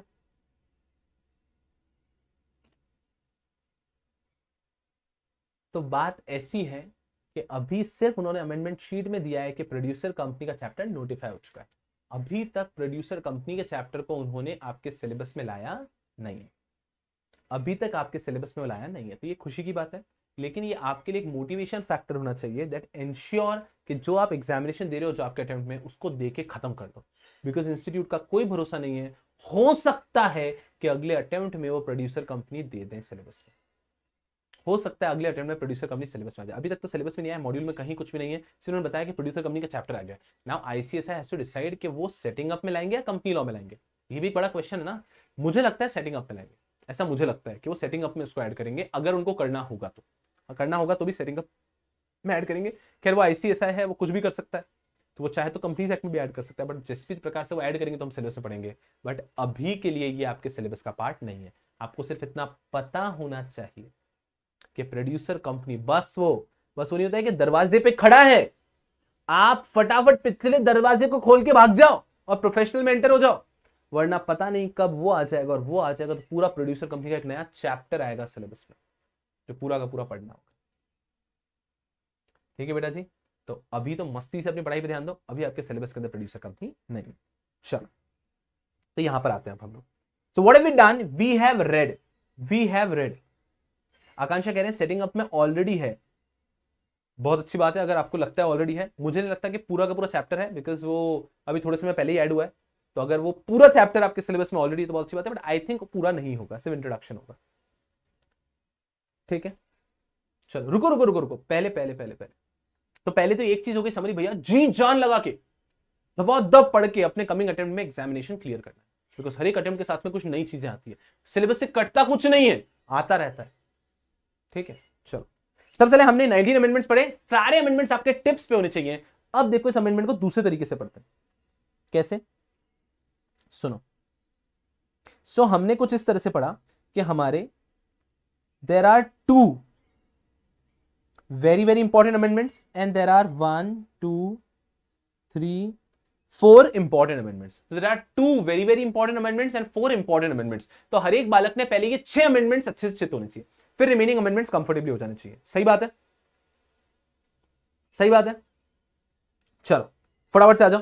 सबसे पहले 2 इंपॉर्टेंट अमेंडमेंट कौन से, सीएसआर के 5 पॉइंट, सीएसआर के 5 पॉइंट कौन से। अब हम सारे के सारे 19 के 19 अमेंडमेंट्स को एक बार क्विक रिकैप करके खत्म करें, पूरा फोकस यहां पे, ताकि आपके पास इन वीडियोस के साथ में एंड करे, आपको पता चले कि एंड के 10 मिनट में सारे अमेंडमेंट्स का रिवीजन किया है। एग्जाम के दिन सुबह अगर आप चाहो तो सिर्फ 10 मिनट देख के चले जाओ, 100% फोकस यहां पे। चलो आ जाओ, चलो सारे अमेंडमेंट्स को रिकैप करें, लेकिन हम सीक्वेंस चेंज करें, वेरी वेरी इंपॉर्टेंट पहले, फिर इंपॉर्टेंट, फिर रिमेनिंग। वेरी वेरी इंपॉर्टेंट के 2 अमेंडमेंट, सबसे पहला था सीएसआर। सीएसआर को लेके 5 चीजें पढ़ी। पहली चीज पढ़ी कि कोविड रिलेटेड एक्टिविटीज में बहुत सारी चीजों को ऐड किया है, कि हम कोविड सीएसआर रिलेटेड एक्टिविटीज में कुछ चीजों को ऐड किया है, क्लैरिफिकेशन दिया है कि कोविड वैक्सीन को लेकर हम अवेयरनेस क्रिएट करें, ये भी सीएसआर एक्टिविटी में है। हम ऑक्सीजन प्लांट बना रहे हैं, हम वेंटिलेटर्स बना रहे हैं, ये भी सीएसआर एक्टिविटी के अंदर है। उसके बाद में हम अगर मान लीजिए टेम्पररी बेड्स बना रहे हैं, हॉस्पिटल्स बना रहे हैं, ये भी सीएसआर एक्टिविटी में है, एक चीज। दूसरी चीज हमने पढ़ी कि अगर नॉर्मली सीएसआर में कितना कंट्रीब्यूट करना होता है, 2% of average net profit of preceding 3 year. मान लो हमारी कंपनी को 3 साल नहीं हुए, तो जितने साल हुए उसका एवरेज ले लो। थर्ड पॉइंट कि क्या सेट ऑफ अलाउड होता है, क्या एक साल में हमने ज्यादा खर्च कर दिया, क्या इसको सेट ऑफ कर सकते हैं। यस, इसको आप कमिंग ईयर्स में सेट ऑफ कर सकते हो। फिर हमने पढ़ा कि अगर मान लीजिए इस साल का अनस्पेंट अमाउंट है तो क्या करेंगे। इफ इट रिलेट्स टू, ये कम से कम 10 बार मैं बोल चुका हूं, वापस बोल रहा हूं, if it relates to an ongoing project you will be transferring it to unspent CSR account within 30 days. वहां पे 3 साल तक रखोगे, अगर 3 साल में भी खर्च नहीं हुआ तो फिर आप स्पेसिफाइड फंड में ट्रांसफर कर दोगे। And if the unspent amount does not relate to any ongoing project then within 6 months you have to transfer to the specified fund. खत्म। और लास्ट में थी पेनल्टी बात कि अगर आप ये या ये नहीं कर पाए तो आपके ऊपर लगेगी पेनल्टी। आप स्पेसिफाइड फंड में या सीएसआर का अनस्पेंट अकाउंट में ट्रांसफर नहीं कर पाए तो आपके ऊपर लगती है penalty. I be all with मी। फिर हमने पढ़ा था वेरी वेरी इंपॉर्टेंट के अंदर मैनेजरियल रेमुनरेशन लिमिट, कि पहले क्या था, सिर्फ मैनेजरियल पर्सन को कवर किया था, अब मैनेजरियल पर्सन के साथ में अदर डायरेक्टर्स को भी इंक्लूड कर दिया है। मैनेजरियल पर्सन के साथ में अदर डायरेक्टर्स को भी इंक्लूड कर दिया है, तो 11% में अदर डायरेक्टर्स को भी इंक्लूड करना है। एंड लॉस और इनएडिक्वेट प्रॉफिट के अंदर एक और चार्ट आ गया है। पहले हमारे पास था 60 84 120 120 प्लस 0.01% वाली बात, अब यहां पे क्या आ चुका है 12 17 24 एंड 24 प्लस 0.01%। ये है for other directors. I hope you are all with me. चलो यार अब हम बढ़ते हैं with respect to important amendments. Important था definition of small company, 2 crore 20 crore, बात खत्म। बीच में एंड आएगा या और एंड आएगा, फिर आते हैं इंपॉर्टेंट के अंदर penal provision for unpaid dividend account. पहले कहानी अलग थी, अब इन्होंने पहले क्या था, बहुत आसान से था, अब इन्होंने कह दिया कि भाई इतने का तो फाइन होगा ही सही, साथ में अगर कंटिन्यूस डिफॉल्ट है तो 500 per day for a company with a maximum limit, और अगर मान लीजिए कंटिन्यू डिफॉल्ट है तो ऑफिशियल डिफॉल्ट पे 100 per day with a maximum limit, 10 lakh 2 lakh जो भी आपकी मैक्सिमम लिमिट थी। फिर आया इंपॉर्टेंट के अंदर एनुअल रिटर्न फॉर ओपीसी, और ओपीसी स्मॉल कंपनी के एनुअल रिटर्न आ चुका है, एनुअल रिटर्न का फॉर्म नंबर कौन सा है, MGT 7A। फिर आपका एक इंपॉर्टेंट कौन सा है, lesser penalty for certain companies, कि कुछ कंपनीज के लिए लेसर पेनल्टी है, कि पहले ओपीसी स्मॉल कंपनी के लिए क्या था कि जितनी भी बाकी कंपनीज के लिए पेनल्टी होगी उसका 50% दे देना, अब यहां पे कहते हैं जितनी बाकी कंपनीज के लिए उसका 50% देना, subject to a maximum limit of 2 lakh 1 lakh for companies and officer in default. तो और कम कर दिया। आपको नहीं लगता आप सब मेरे साथ में आ भी क्लियर?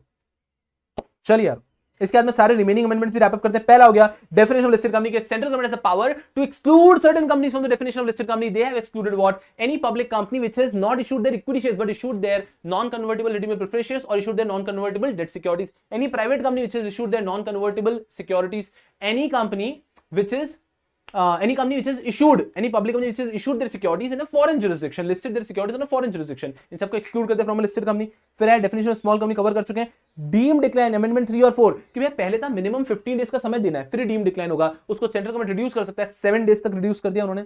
फिर है amendment number 5, central government to exempt from section number 89 होता है आपके पास कोई भी बेनिफिशियल होल्डिंग है उसको आपको डिस्क्लोज करना है, तो central government has the power to exempt any person और class of person from the compliance of section 89। फिर है पीनल प्रोविजन हो गया, CSR हो गया, periodic report by unlisted company, central government has the power to ask any unlisted company to submit periodic report, audited मांग सकता है, limited review वाली मांग सकता है। फिर आ गया हमारा accounting software to have features of record. 1 अप्रैल 2022 के बाद में हर एक कंपनी जो अकाउंटिंग सॉफ्टवेयर फॉलो कर रही है फॉर देयर अकाउंटिंग उन्हें इंश्योर करना है कि उनके अकाउंटिंग सॉफ्टवेयर में ऑडिट ट्रेल का फीचर हो, कोई भी चीज को एडिट करे तो उसका पूरा ट्रेल दिखना चाहिए बाद में विदाउट डिसेबल का फीचर। फिर आ गया एनुअल रिटर्न, हो गया फास्ट ट्रैक मर्जर, दो स्टार्टअप और स्मॉल कंपनी क्या कर सकते हैं, fast track merger under section 233। फिर हमारा क्या amendment for violation by valuer, कि वैल्यूअर के पहले क्या था, फाइन ऑफ 25,000 टू 1 लाख, अब हो गया पेनल्टी ऑफ 50,000। फिर management power to exam from filing resolution agreement, पहले से बैंकिंग कंपनी को था, अब central government has the power to exempt any NBFC और housing finance company from submission of these agreements और रेजोल्यूशंस। एनसीएलटी के पास पावर आ गई कि भाई NCLT can handle 52A of competition act के केसेस आल्सो। उसके बाद में एनसीएलटी को लगता है, उसके चेयरपर्सन को लगता है तो वो बेंचेस क्रिएट कर सकते हैं, बेंच में कम से कम एक जुडिशियल मेंबर, एक टेक्निकल मेंबर होगा, ये बेंच न्यू दिल्ली में रहेगी या फिर कहीं और जगह, जो चेयरपर्सन और सेंट्रल गवर्नमेंट मिलकर डिसाइड करते हैं, और जो बेंच है वो आईबीसी के केसेस और कंपटीशन एक्ट के जो 52A के केसेस वो भी ले सकती है। फिर हम लोग आते हैं wrongful possession of dwelling unit। So if any person, any employee of a company has wrongful possession of a dwelling unit, he cannot be imprisoned if he is wrongfully possessing the unit because the company owes money, because pending owing money for any gratuity, PF और किसी प्रकार का compensation pending है तो। फिर अगर producer company का chapter आ चुका है, स्वैग से करो इसका स्वागत। Are you all with me? Don't you think कह रहा हूं कि अगली बार अगर आपको अमेंडमेंट के बारे में कोई बोलता है तो आप क्या बोलोगे, ऐसे इशारा करना, कोई अमेंडमेंट की बात करते हैं ऐसे क्या, अरे भैया टिप्स पर है अमेंडमेंट्स, टिप्स पर है amendments. I hope you are all with मी।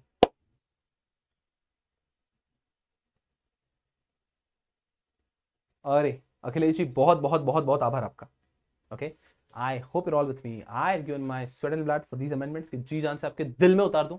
अब बस ये उद्देश्य क्या है कि एक बार अच्छे से एनालिसिस भी हो गया, डिस्कशन भी हो गया। अब आपको जब अमेंडमेंट्स देखने हैं आप इसको इंडेक्स देख सकते हैं, और आपको किसी भी चीज में लिमिट याद नहीं आती तो ओपन किया और अंदर देख लिया, that will serve the purpose. Okay, so thank you so much for your nice patience. अभी आपसे कुछ और भी बात जरूर करनी है मुझे, but thank you so much for your nice patience people.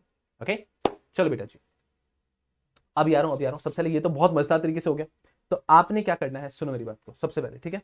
किसी वाले को कुछ पूछना है तो उसके लिए मैं बैठा हूं, बट आपने क्या करना है, आप सुनो मेरी बात को। देखो ऐसा बेटा जी, जैसे कि all of these amendments are done, सबसे पहले ठीक है, amendments are done, you are all sorted. खूब पढ़ो एंड खूब आगे बढ़ो। सबसे इंपॉर्टेंट चीज जो मैंने कि बीच में भी डिस्कशन में कहा कि भैया जी हम आपको हर पॉसिबल रिसोर्सेज देंगे, बट नदी आपको पार करनी है। Okay, that will be all. खूब पढ़ो एंड खूब आगे बढ़ो। चलो बेटा जी, अब ये सब बात हो गई, सुनो मेरी बात को। धनुष, just read the amendment once, you will get the answer of your question. Okay? चलो अब सुनो मेरी बात तो एकदम मस्ती से। देखो बेटा जी, जैसे कि मैंने आपको कल के सेशन की शुरुआत में मैंने आपको बताया था that I try and do something, मैं कुछ ऐसा करने की कोशिश करूंगा जिससे कि आपकी लाइफ और आसान हो। The entire objective is that बच्चों की लाइफ थोड़ी सी और आसान होनी चाहिए। सबसे पहले तो मैंने आपको कहा है कि आप सबने ध्यान रखना है कि जिन बच्चों ने, मैं क्या करूंगा, मैं इस ये जो पूरे लिंक है ना, ये सब लिंक भी आपके टेलीग्राम चैनल पे आज पोस्ट कर दूंगा, तो वहां से आप लिंक भी देख लीजिएगा एक बार। जो मैराथन है वो अगर नहीं देखें तो आपको टाइम निकाल के देखना, और सबसे इंपॉर्टेंटली आपको सिर्फ एक्स्ट्रा एज सीरीज है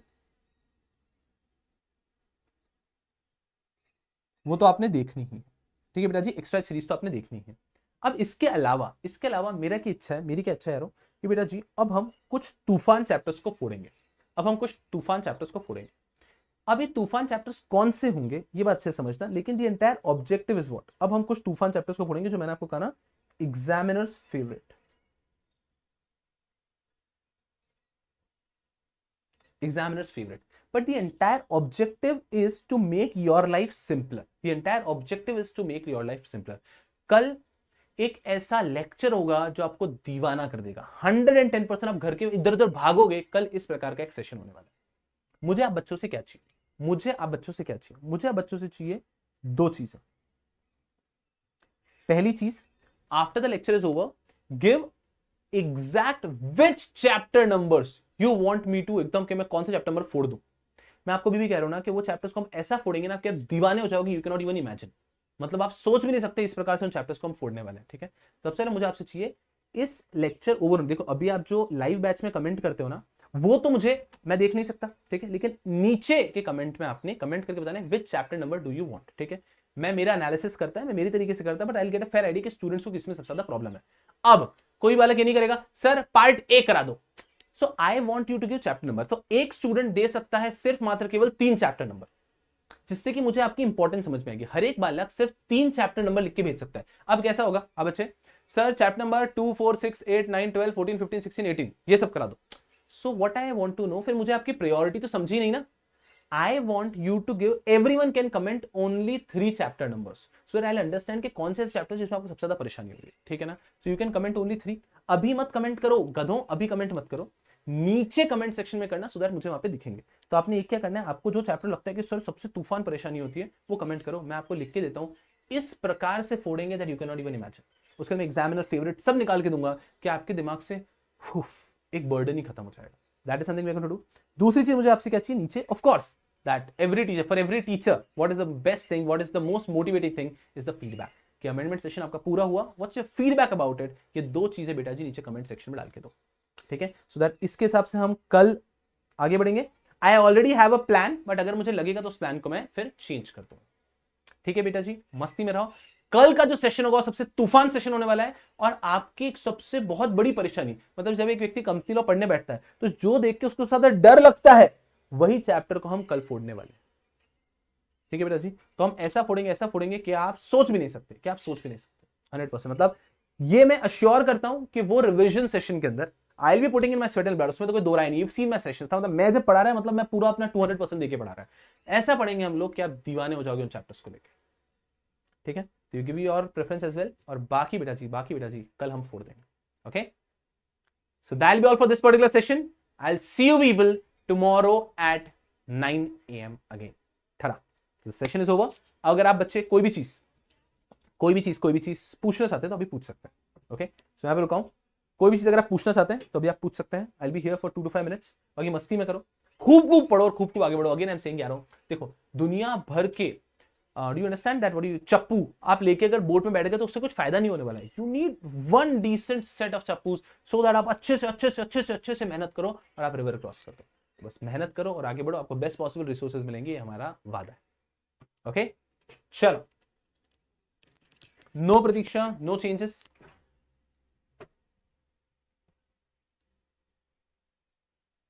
मनप्रीत, अगर अमाउंट क्लियर है तो कर सकते हैं। अरे चेल्सी का पूछना है कि अगर कंपनी बेनामी प्रॉपर्टी डिस्क्लोज करेगी तो बेनामी एक्ट में पेनलाइज होगी ना? बिल्कुल होगी गधों। तो कंपनी तभी डिस्क्लोज करेगी अगर कहीं पे वो पकड़ी गई है। तो अगर कोई बेनामी ट्रांजैक्शन कंपनी का हुआ है which has been caught already, तो company has to disclose with their financial statements as well.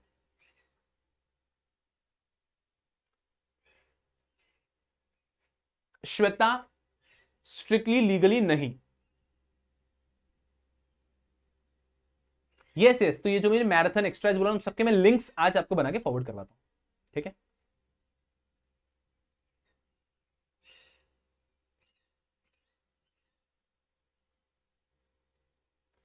एक बालक, ए प्लीज स्पैमिंग मत करो यार आप लोग, बार बार सेम मैसेज मत भेजो।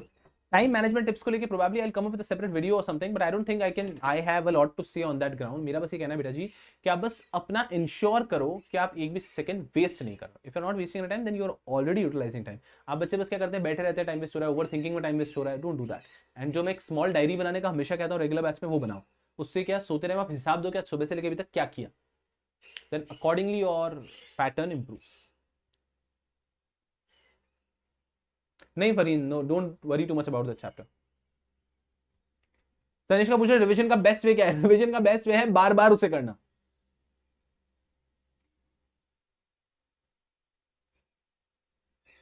हाँ, अवनी ने एक क्वेश्चन पूछा था between of the lecture, market capitalisation क्या होता है? उसका आज के अमेंडमेंट में तो कहीं कोई रिलेशन नहीं है, but what do you mean by market capitalisation? कोई भी कंपनी का, मान लीजिए आज मुझे रिलायंस का मार्केट कैपिटलाइजेशन कैलकुलेट करना है, तो वो कैसे किया जाता है? रिलायंस का market capitalisation is equal to market price of one share of Reliance multiplied by total number of shares. इस तरह से मार्केट कैपिटलाइजेशन आता है। मार्केट कैपिटलाइजेशन का मतलब है इस कंपनी की टोटल वैल्यू कितनी है। तो इस कंपनी का एक शेयर मान लीजिए 2500 का है, टोटल शेयर्स कितने हैं? 10 लाख शेयर से 10 लाख इंटू 2500 कंपनी की टोटल वैल्यू हुई, that is market capitalisation. Okay,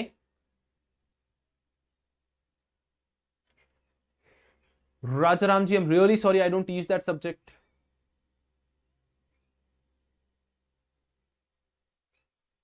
Tushar का एक सवाल है सर, एक्स्ट्रा सीरीज विद ये series with complete notes, so that's enough. Tushar, what's enough is आपने रेगुलर बैच अच्छे से किया है, सेल्फ स्टडी पूरी अच्छे से की है, and then these sessions are really going to help you to push your preparation, right. There are students जो सिर्फ ये अटेंड करके ऐसा पास हो जाते हैं, but I would not ever recommend कि आप यही कर लो। आई वुड रिकमेंड जी जान से अच्छे से पूरा पढ़ के जाना।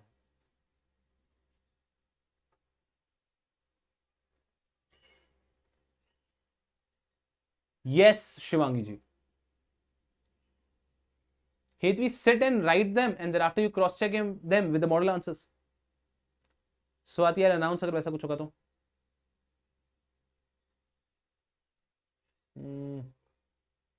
ए प्रियंका गधे। प्रतीक्षा, थोड़ा सा मैनेजमेंट एक्स्ट्रा आपको करना पड़ेगा, बट जी जान से मेरा कहना है self study is the most important thing. Self study is the most important thing, ये चीज का ध्यान रखना, ठीक है ना बेटा जी। सेल्फ स्टडी पे कॉम्प्रोमाइज नहीं करना।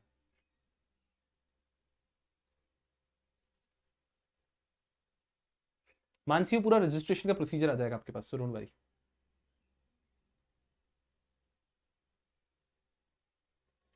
Divya, self study has to be preference.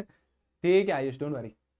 चलो कदम, so that'll be all for this session and I'll see you people tomorrow morning with a mind boggling session. चलो कदम, और इस वीडियो को मैं एंड कर दूं ताकि आप बच्चे उसके नीचे कमेंट कर पाओ जो मैंने आपको कहा है। Okay, so that'll be all for this session. Thank you so much for your nice patience. I'll see you tomorrow morning. खूब खूब पढ़ो, खूब खूब आगे बढ़ो। Bye bye.